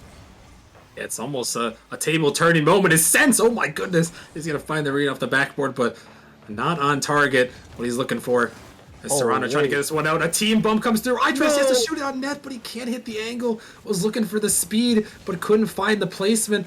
And that one may be one that he is going to want back. As now Distortion sent this one down. Sense looking for the bump. Zap off the backboard. He's not going to look for the bump as Nikolu is coming through. Here comes Sense again. Trying to put that one home, but we're approaching the halfway point, and Distortion is putting on some offense here. Is this ball up in the midfield looking for a shot, but it's not going to go, as we're still sitting at a 0-0 ball game, an intense one in game 5 years after a wild 5-minute overtime. We got intense one here. Oh my goodness! Sense tries to put it in. Nikolu is going to find the follow. Distortion scores first in game 5. Sense looked like he had the double tap, got it below Serrano, but the crossbar denied him. Nikolu, however, was there to put it in the back of the net. Right place at the right time, and Austin, we say it.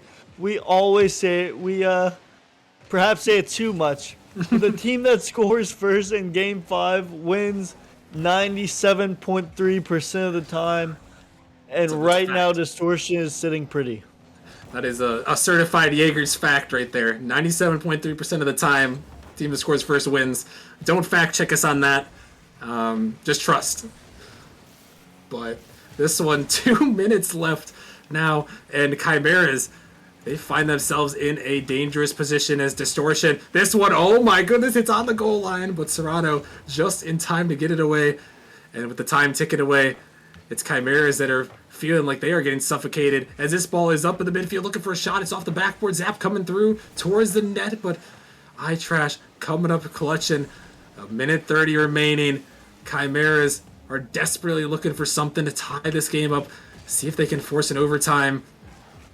Or maybe even take it in regulation. This one sent down midfield. Nikolu is there. Dangerous ball. Double commit comes through. iTrash has to make a crucial touch. And he does. And the pressure now, Jaegers, is on as we're nearing 60 seconds remaining. The Chimeras are just getting suffocated. And Nikolu is trying to put a dagger in them. And Nikolu with the second goal of the game. Just at the right place at the right time. Chimeras perhaps are expecting Zap a little too much. Let it go off the backboard, and Nikolu just came diving in and gave his team a lifeline goal. Gave him a little extra cushion. And Distortion, one step closer to winning this game 5. Can they find their revenge for their earlier Game 5 loss in this season? Or do the Chimeras have a 60-second miracle in them? They're going to need to find 2 goals here if they're going to want to win this one. As this one what a popped towards the pass. net. Nice little passing play, but Nikalu, he was just waiting all over that one. And now the time, a huge factor. Distortion just has to play keep away as they're playing patient on the defensive end. Sense cutting this one off. Pred pre-jumping on it. Going to pop this up high. As now we're down to 30 seconds remaining. The Chimeras still need 2 goals. This one dangerous towards their net. It's off the post there. As Pred trying to get out, the Chimeras just been suffocated this entire game. Distortion is not relenting.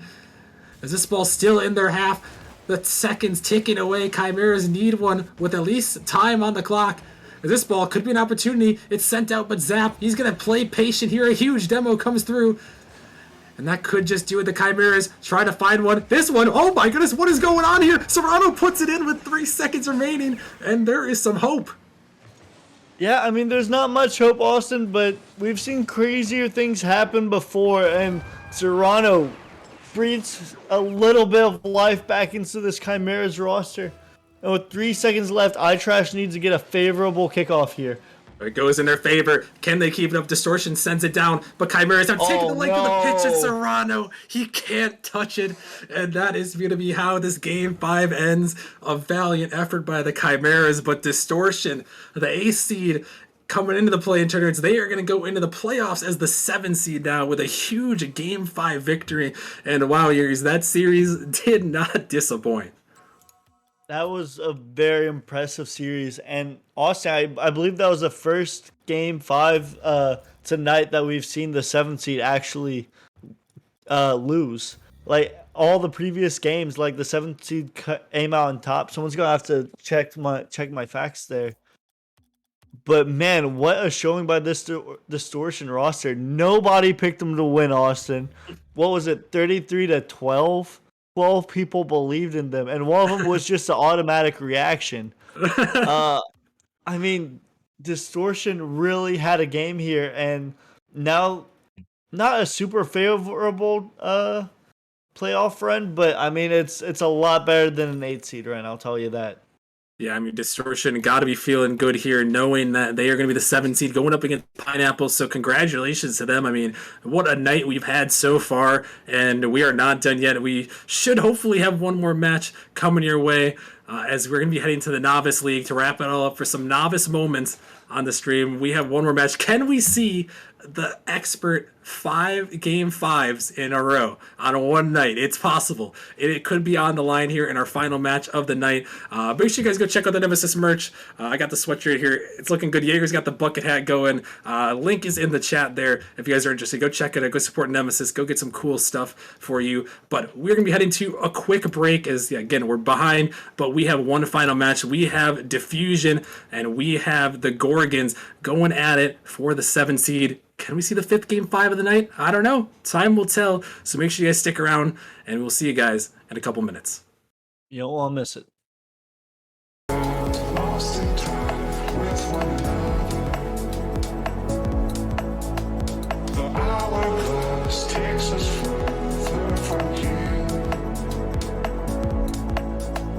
Strangers found lost in time with one another. The hourglass takes us further from here.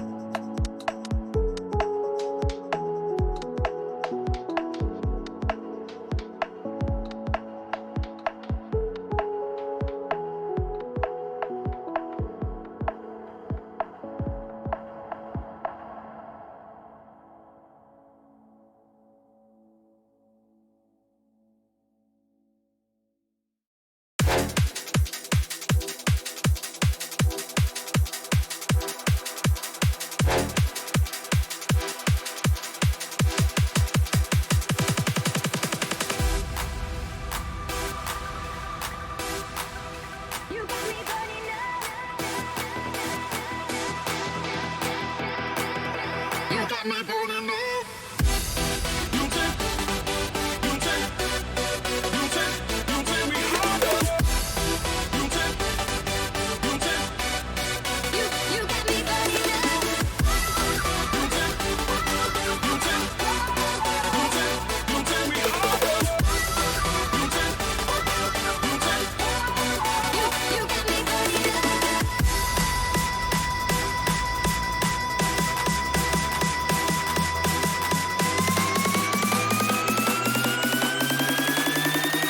me burning up.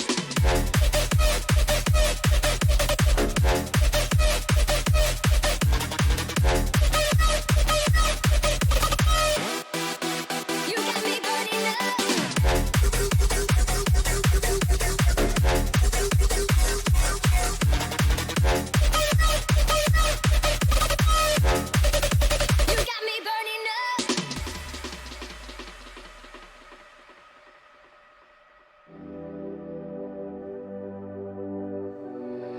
You got me burning up. You got me burning up.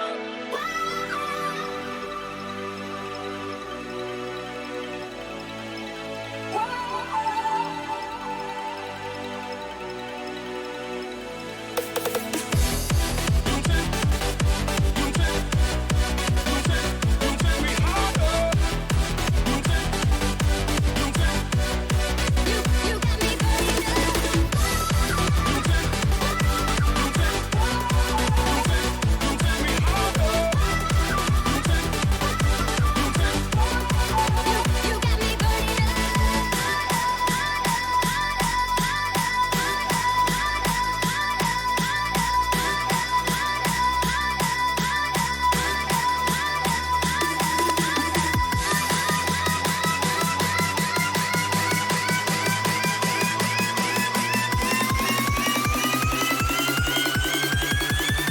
You got me burning up. You got me burning up.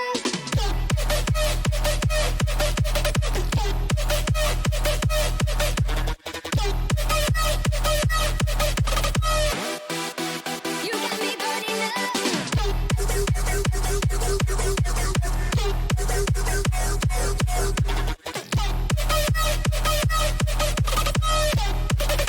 You got me burning up.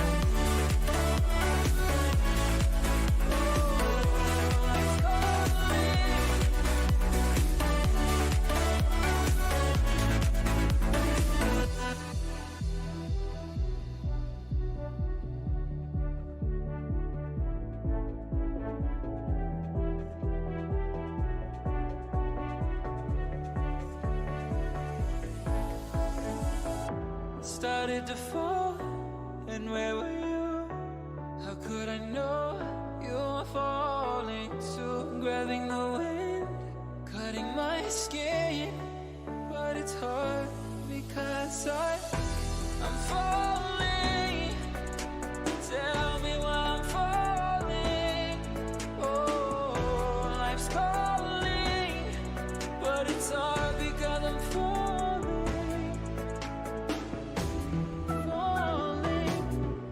Welcome back, everybody, to the Nemesis Gaming League, where we are looking for hopefully our fifth game 5 of the night. We've had an action-packed night as we get heading into the postseason, and we're hoping to keep that trend going here in the Novice League for Diffusion and Gorgons. Joining me in the booth tonight is the one and only Mr. Merely. How are you doing tonight?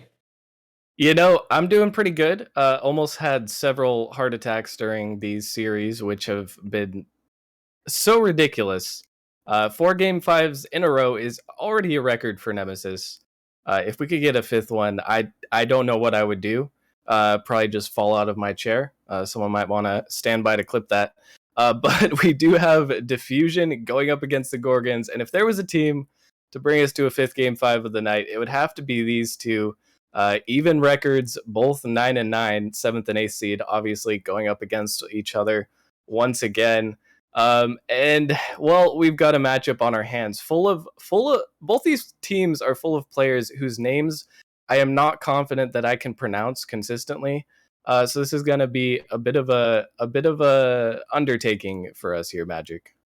Yeah, have to agree.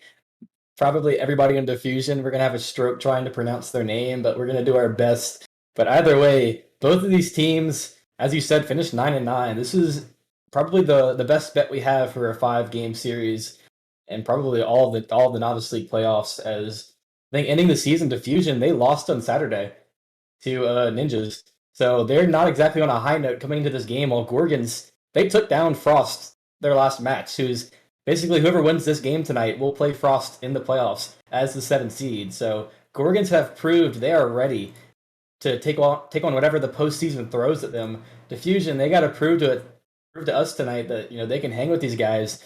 And I mean, if their records say anything, this should be a close series.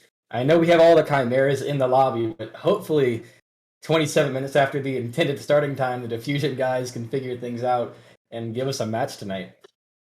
Well, I hope there's no chimeras in the lobby, but I do think we have. I mean, that'd be entertaining. I'm not gonna lie. That would be entertaining. Well, it would be a stomping, but we do have, I think, all of the players in the match. As I do expect this one to be a close one. Diffusion, they did lose on Saturday, but they won the series before that, and also last time these teams played earlier on in the season, somewhere back there in week 5 or 6. Diffusion did end up taking that game 3-1. So they have shown that they can beat the Gorgons before.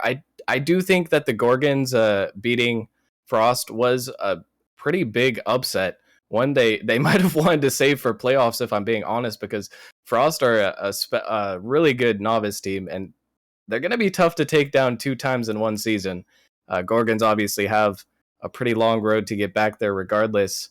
But Diffusion have not been on the hottest spree historically. They haven't made playoffs since season 4. They made play-ins one time last season, but lost the first round. And the Gorgons also made playoffs in season 6, but lost the first round. They've never actually won a playoffs match before, so they have both these teams have a lot to prove on the historic side of things. Neither of them have really had much success in the playoffs, post-game or postseason, I should say. But we're definitely, we're waiting on these teams to join up. They were given the green light. Maybe they're all on console and can't see the chat. I'm not really sure what we're waiting on here, actually. Yeah, as long as we have everybody, I think we're good to go. So maybe if they have the stream open, they can hear this in about 10 seconds and we can get rolling. But yeah, as you pointed out, Diffusion not exactly on a hot spree heading into this match. I mean, but the time is now. There is no second chance.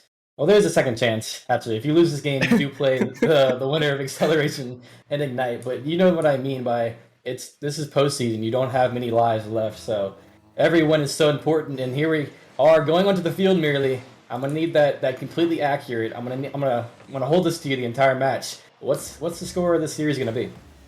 Well, I read that the script writers really went hard today, so they're predicting another game 5. And I think I'm going to have to actually give it to Diffusion in this one. I think they're going to come out and strike first, make it to that number or to that spot where they play the number 2 seed in the playoffs. I'm calling it. Okay. I respect it as I don't know how we're going to pronounce his name, but we'll call him R-Quiz for now as he puts a shot on target to get things rolling, but just barely off the side post. And an open net here for Rykick. That's how we're going to call that one, as the first goal does go to Gorgons. We'll say Ryjic. Okay. We should have taken like 10 minutes to figure out how to pronounce these guys' names, but that was a great shot from Ryjic. Really good speed on the takeoff. Accurate as well, just barely bouncing it in. That's a really good sign for this Gorgons roster. Getting off to a hot start here. Yeah, and the early goal coming through after a bit of pressure was put on them just a few seconds before. A missed shot came off the post, and it kind of looked like, oh, the pressure is going to be for Diffusion, but very quick counterattack and a nice shot off the backboard from Ryjic to get the scoring rolling in our match here. Huge 50. Sends this ball down to the Gorgons half of the field. Arquib's going to hop in front of that 50, but see Ben just taking the ball the length of the field here with several 50s of his own. And things slow down here. Arquib's trying to get a pass up to the midfield. It's off the backboard. Somebody looking for a shot, but no one nearby. And almost a good beat by Cool Socks, but it will be taken care of. And so far, that one goal being the only bit of danger we've seen so far. Yeah, and so far, I mean, other than that one nice shot, not really much to write home about, but Cool Socks or Ryjic, actually, Ryjic will get his second goal here. And the pressure, even though there was a lot on the other side of things, the Gorgons end up scoring. Yeah, 2 whiffs coming through. That was just handed to them on a silver platter. I mean, you take those every day of the week, but Diffusion kind of showing those flaws that we saw in their past few series. A lot of mistakes coming through, mistakes that need to be cleaned up pretty quickly. As 2 goals coming through very early in this game, as a third one almost found home. Or excuse me, that would have been the other way around. But so far, not much to write home about for Diffusion. A shot on target here, nobody in the net, but a huge save by Seiko. It will be cleared away and sent back down the field. Diffusion just hanging on for dear life here, trying to get some offense of their own. That's a really good sign for this Diffusion roster. Maybe able to get one on the other side of things. Can't quite find the shot. The save was clutch. Really hard to come back from 3 goals. 2 goals seems much more doable. Although they are still under some heavy pressure here. They really have to try to find a way to poke holes in the defense of Gorgons, which has looked solid so far, but all starts with not overcommitting too much because, well, the first goal was just a clean beat, but the second goal really was avoidable if they didn't all commit so hard. Have to be careful using your resources. Yeah, and as you said, that last goal, once you see that first guy whiff, you got to change your strategy there because that is not okay. And another shot is rolling the entire way of the field, and kind of another free goal, number 3 for the Gorgons. And once again, Diffusion just caught creeping up a little bit too much. Irozu in no man's land, and Cool Socks gets it clean over them. Another clean outplay. Now with half the game left, things are looking difficult here for Diffusion. Yeah, 3 goals is the task, and this is only game 1, so, I mean, this is not a good start for a series. It's really important for both of these teams. It may not be your last life, but you do not want to head down to that lower game, because even if you win that one, you are playing the 1 seed, and that is a lot rougher task to make a postseason run than to win here and play the 2 seed instead, so it will have to start here in game 1. They can't let this game bleed out. I need to see something from this Diffusion roster, and it's definitely not a 3-0 scoreline, really. And yeah, 3-0, not a great sign. It really looks like the Gorgons are dominating in this first game as well. Not really under too much pressure. Even when Diffusion has the ball in the half of the Gorgons, they haven't been able to put on very many threatening shots at all. They have 2 shots, but not very memorable ones and not very many big opportunities. Even if they can't win this game, they have to try to get some momentum back, get some shots or some kind of sign so that they can have something to hold on to as they move forward.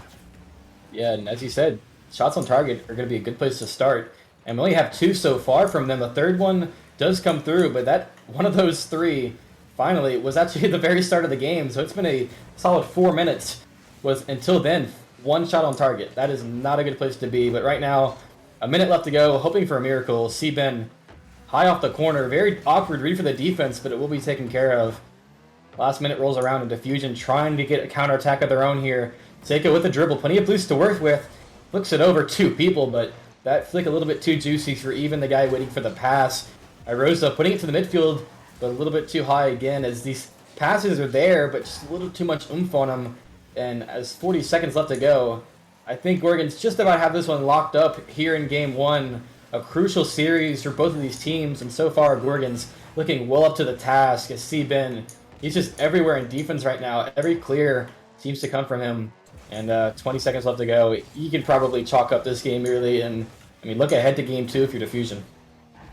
And they really have to just try to reset that mental. The Gorgons are playing extremely well, and now it's going to be on Diffusion to try and rise up and take advantage where they can. But the defense has been so good for the Gorgons. Like you said, Ben getting back to almost every single ball, leaving no gaps to be taken advantage of. And if there is a silver lining for Diffusion, they've had a few good shot opportunities. An air dribble that was almost went in, but once again, the defense so good that it wasn't quite capable. Diffusion, if they can minimize the overcommits, they will have some more opportunities here, but they're going to have to make the most of them. Yeah, that was probably the biggest thing I took away from that game is that was a completely self-inflicted loss. Sure, there was a lot of goals, or a couple of goals, I should say, that kind of felt like, okay, good shot from the Gorgons.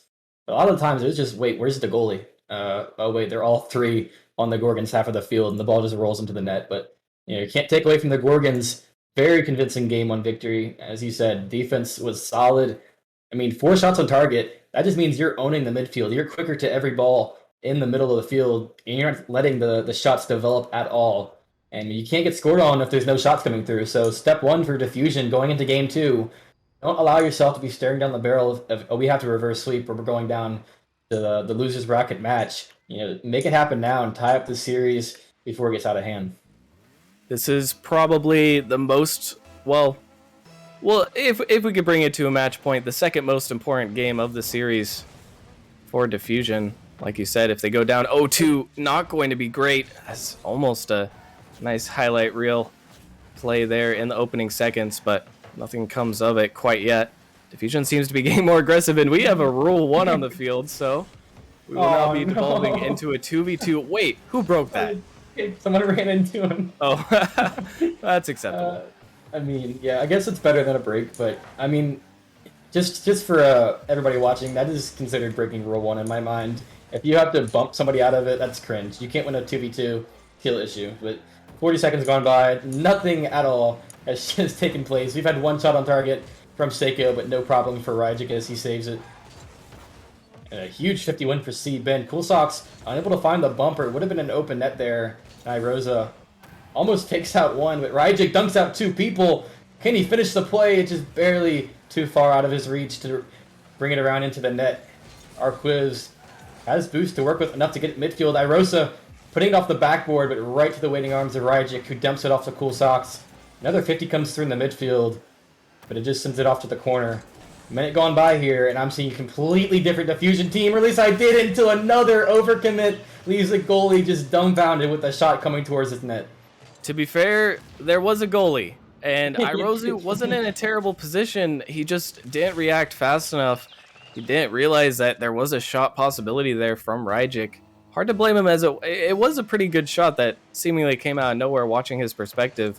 You still have to be ready for anything. These Gorgons have shown they can shoot the ball even in difficult positions. And now Diffusion, once again down in the series, still looking to get their first goal. And as we saw in game 1, it was Ryjic with the backboard read that put away the first goal of the game. So they have to give this guy some respect when he has a shot opportunity. And there's pretty much 2 people sitting around in the defensive half, and both of them just not ready for it. A huge clear comes through, but Ryquiz is right there to send it back the other way. An overcommit or just a whiff straight up from Ryjic, as if he found that touch, it probably would have been fine, but either way, Cool Socks will make quick work of the ball rolling towards them and send it down the field. Irosa passes up the ball, had plenty of boost, but kind of hurts himself with a misplay there. Seiko, nice read here, sends it up into the midfield. A demo does come through on the goalie, but nobody nearby for the Gorgons offenders to put on the shot. Another 50 comes through from C-Ben, trying to get another goal to come through. The last time we were in this situation, it was another overcommit that was the self-inflicted harm for Diffusion. Let's see if the Gorgons will just wait for that to happen again, or if they'll get a little more aggressive and try to get each other involved in the play and hard earn that second goal of the game. I mean, right now it seems like they're perfectly comfortable just sitting back and taking all the shots that Diffusion throws at them in stride. Once again, Diffusion just not really creating threatening opportunities. And on the other side of things, what a save from a great shot from the Gorgons, actually. Still sending these absolute heaters at net. No. And another one coming through, unable to be read by the defense. Cool Socks going to add another one to his tally. You just hate to see it. That was not exactly a misplay, just a very awkward read off the corner. Seiko, I mean, he was in net waiting for the ball to bounce, but he was just not ready for that bounce. And an easy goal cleaned up there. As so far, yet to find the back of the net is Diffusion. I need to see something soon, or it looks like they're just going to bleed out the rest of the way. I'm really hoping for that Game 5 every series of the night, but we're waiting on Diffusion to give us that because it is on them right now. Because I don't really feel like Gorgons are playing Immaculate Rocket League, but it does seem like they're pretty close to it right now. Yeah, Diffusion, don't do it for your team. Do it for us, okay? Do it for the casters. We want Game 5. We want talking points, okay? I mean, I would love to see them bring it to a Game 5. Right now, they really just need to find their groove, because this is not how they are going to get there. C-Ben putting home another one, and really Diffusion just looks like they just look lost. Somebody needs to get them a map to this path to victory, because the Gorgons they're walking all over them right now. You see, the Diffusion players are playing on this new mod called The Ball's Invisible. That's why they're whiffing every time they're third man back and giving free goals away. Because, I mean, I know we're in the novice league, but these are touches that, you know, if you get to this part of the season, you're probably used to making it every single time. But every time that they whiff, it's a goal. And it's always been the Diffusion players that are having the whiffs. So, I mean, if Gorgons start whiffing on defense, maybe we'll have a different series. But they're looking completely confident in their mechanics. And Ryjik gonna let this one go by to C-Ben. A minute left to go. Diffusion, they're pretty much on their last life here, as if they don't find a win in this game, there's a minute left to go. It is back to the drawing board, and you can probably just hope for a miracle in a reverse sweep in the postseason. That is a lot of pressure. It's Cool Socks trying to find the read off the backboard. Ryjik, you're going to keep it to the midfield, but Seiko is in the perfect spot to clear that away. Not possible to whiff that one as the ball just rolls towards him. And probably a shot on target coming through, as we haven't seen more than 2 in this game, even less than we saw in Game 1 here, merely, and that's what we called on them to fix, but maybe it's the whiffs they need to fix first. I mean, honestly, it just looks like the Gorgons are the better team right now. They're playing better, they're faster to every ball, their defense is on lockdown mode, and Diffusion just can't find anything. Honestly, if I'm Diffusion's coach heading into game number 3, you're clearly not playing your best Rocket League. I would say stop trying to hit the ball so much, just demo the other players. Take them out of the equation. The only way you're going to win at this point, I'm sorry, but the Gorgons are just playing better. The only way you're going to win is if less Gorgons are on the pitch, and you can create some opportunities. You got to try to throw something in there to mix it up, and I don't see many ways for a path to victory from them, but if they can start taking out the players, maybe tilt them a little bit, just create openings, then it might be possible. I think you're right. Now, another thing I see is there's nothing threatening about any of these shots or even these clears from Diffusion. It's like, okay, the ball's rolling at me. I guess I'll bang this back downfield if you're a Gorgons defender. I mean, I guess they didn't need the Chimeras to play Diffusion. They can just sweep them out of this match themselves. I mean, then, hey, we'll take it. As right now, they're looking dominant. This looks like a team of prospects just making light work right now. So Diffusion, they got to clean up their own mistakes. It's not even about the offense at this point. It's about the defense, because I mean, if you're giving up 3 goals a game, what's the point of talking about, oh, you only had 2 shots on target? Because, I mean, you can win with 1 goal. You're not going to win if you're going to keep letting 3 goals go by every game. You know, that's very fair, but also, stop missing the ball is a very hard game plan to implement in practice as opposed to theory. As already off the bat, an opportunity, that one's almost in. It just barely gets pitched out, and Diffusion cannot score to save their life. Oh my goodness, that is absolutely heartbreaking. And merely, we have a perfect sweep on our hands here, and that was probably their best shot so far to keep that from being a reality. But from what I've seen, if they can't put that one in the back of the net, how are they going to score? Off the crossbar, it's just sitting there for 3 seconds straight, and they still can't make it happen. Arquiz does put another shot on target, and they've already equaled their shots from Game 2 with just 30 or 40 seconds gone by. And this is a good first sign to see. I mean, it's not exactly everything we asked to be fixed yet, but oh my gosh, a miss comes through by the backboard defender, and it almost was a backboard read. Ryjik off the backboard, open net here, anybody there? Cool Socks will slot it bottom right, and the same Gorgons is back for Game 3. There's a minute down. So far, what is that? 11 minutes of gameplay and 0 goals scored for Diffusion. Gorgons are looking poised to take the the perfect sweep. And as much as I want Diffusion to come back, they need to try to do something drastic here, because whatever they're trying, they got some pressure early on, but the cards do not seem to be in their favor. They're not drawing much right now. They have struck out every single time they've gone up to bat. And I'm not really sure what can fix that, to be honest, at this point. But they need to just go try and go sicko mode here, whatever that means. I mean, I've seen Champ 1, Champ 2 players in my lobby sometimes, and they're much more capable of demoing than scoring most of the time. So I think you're right, and that probably is the strat here. If you can't score, I mean, we're in a 3v3, just score in a 2v3. It's a much easier game plan. As a 50 comes through, Irosa trying to clear this ball. Seiko looking for the pass. Is a great pass. Almost a shot on target, but with 3 defenders in the net, if that one's not top left, it's probably not too much to worry about for the Gorgons defense. Seiko putting this one high, but Ryjic with a good read. Trying to get this mid is Seiko, but he can't find the touch. Arqua's going to backpedal with no boost to try to collect this one. And with that misplay comes an easy clear for the defense. It was looking like finally a prolonged stay in the Gorgons' half. A couple of whiffs come through, and just like that, the Gorgons take control of the game once again. And you know, I like that attempt there. You saw the Diffusion player locking up a Gorgons player in another Rule 1, trying to make it a 2v2 where maybe they would have the advantage. But even the Gorgons won't let that happen. They break out of it once again. They want it to be a 3v3. They want all 3 of their players firing on all cylinders. I like the creativity, but it doesn't come to fruition this time. Rule 1 strats not on the table. Now 2 minutes left. Diffusion still trying the same exact thing, and it's still not working, to nobody's surprise.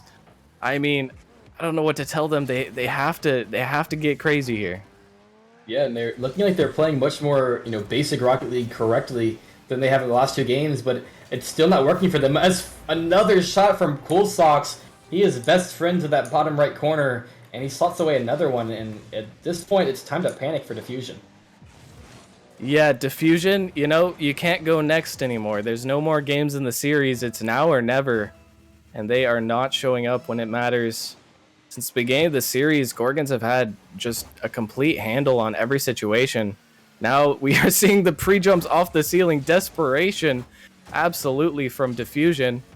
Maybe if they could score something like that, they would regain enough confidence to try and take a game, but right now they just have to focus on keeping the ball out of their net, and it looks like it might not be happening. That one's slowly rolling in.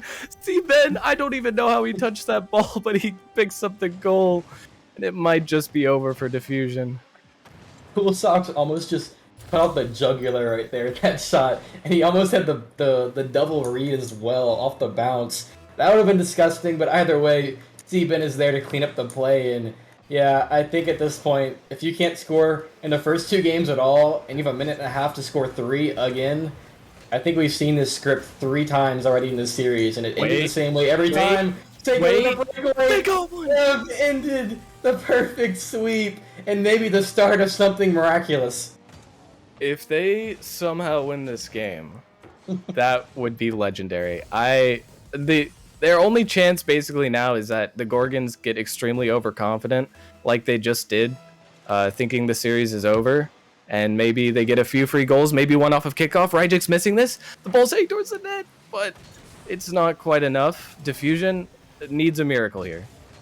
Yeah, and they have about a minute left to go to find that miracle as Arquiv's with a clear downfield, but the defensive rotations are so good. The only time a goal went through was, as you said, the Gorgons getting a little overconfident and trying to, kind of show off for stream because they had the series locked up, but, hold the phone. The Diffusion finally getting a shot on, and it finally finding the back of the net is, some small victory to take away heading into their next match if they still drop this series. And, I mean, with the Pawns being the 1 seed and Frost being the 2 seed, those are pretty evenly matched teams. I'm not saying, if you lose this match and you have to play the Pawns at the end of the day, that you're just done for. As another shot comes through, but it's off the post. I mean, as I'm saying, you just have to hope you can get a win from their next series at this point, because I didn't see much to see. Arquiz! Okay, hold the phone. Let's not start talking bad about them. They're getting mad because this is winnable now. Wait a second. There's 23 seconds on the clock. Now, I'm no good at math, but I think that's enough time for us to bring it back to a tie ball game. Diffusion still... they've used up 2 miracles so far. They just need 1 more, the greatest of them all, to tie this game up. Can they do it? Oh, I sure hope so. According to my Jaeger's handbook, they have a 27.6% chance to win this game here. Can they pull off the comeback and bring it to a game Number 4 doesn't look like is Aw. another shot. Cool Socks with a This Is Rocket League walk-off moment of the Gorgons are heading on to the playoffs to take on Frost as the 7th seed. And I mean, just 2 goals the entire series. That was an impressive victory by the Gorgons as they are looking like a team to be reckoned with this postseason run. Man, did someone forget to give Cool Socks a script? We were supposed to bring it back from 0-3, no goals scored, to a game 5, but freaking Cool Socks has to ruin it all, man. I mean, Yawn. credit to the Gorgons. They played fantastic. Diffusion, in all honesty, I mean, I don't feel like it was on Diffusion playing that poorly as much as the Gorgons were playing very well. And Diffusion seemed like they just kind of felt powerless against the immense defense and offense of the Gorgons. I think at the end of the day, the Gorgons just came out the better team, and with a performance like that, I could definitely see them pulling off some shenanigans in the playoffs. Maybe making a bit of a run, but first they have to get through Frost, who, like we already mentioned, they already beat last Wednesday. Now they'll have to do it again once the playoffs come around, but we know it's doable. Yeah, and I mean, now it's like, if you're Diffusion, how convinced do you feel that we could actually, make this postseason run happen when you get just demolished like that in that game? It was just Gorgons playing almost perfectly, but there was a lot of whiffs at the end of the day that Diffusion can clean up, play a little more calm, and kind of play their game, because they did look like they were playing the Gorgons game the entire series, and it did not work out for them. But either way, I mean, we got 5-game series. It was only right that we got a sweep, because, I mean, something's wrong if we get 5-game series the entire way. So either way, a great night to start off the season 7 postseason, and it's only going to get even more spicy down the road. So I mean, we'll see y'all Wednesday for another night of bangers. And merely, it's been a pleasure. As always. We'll see y'all Wednesday.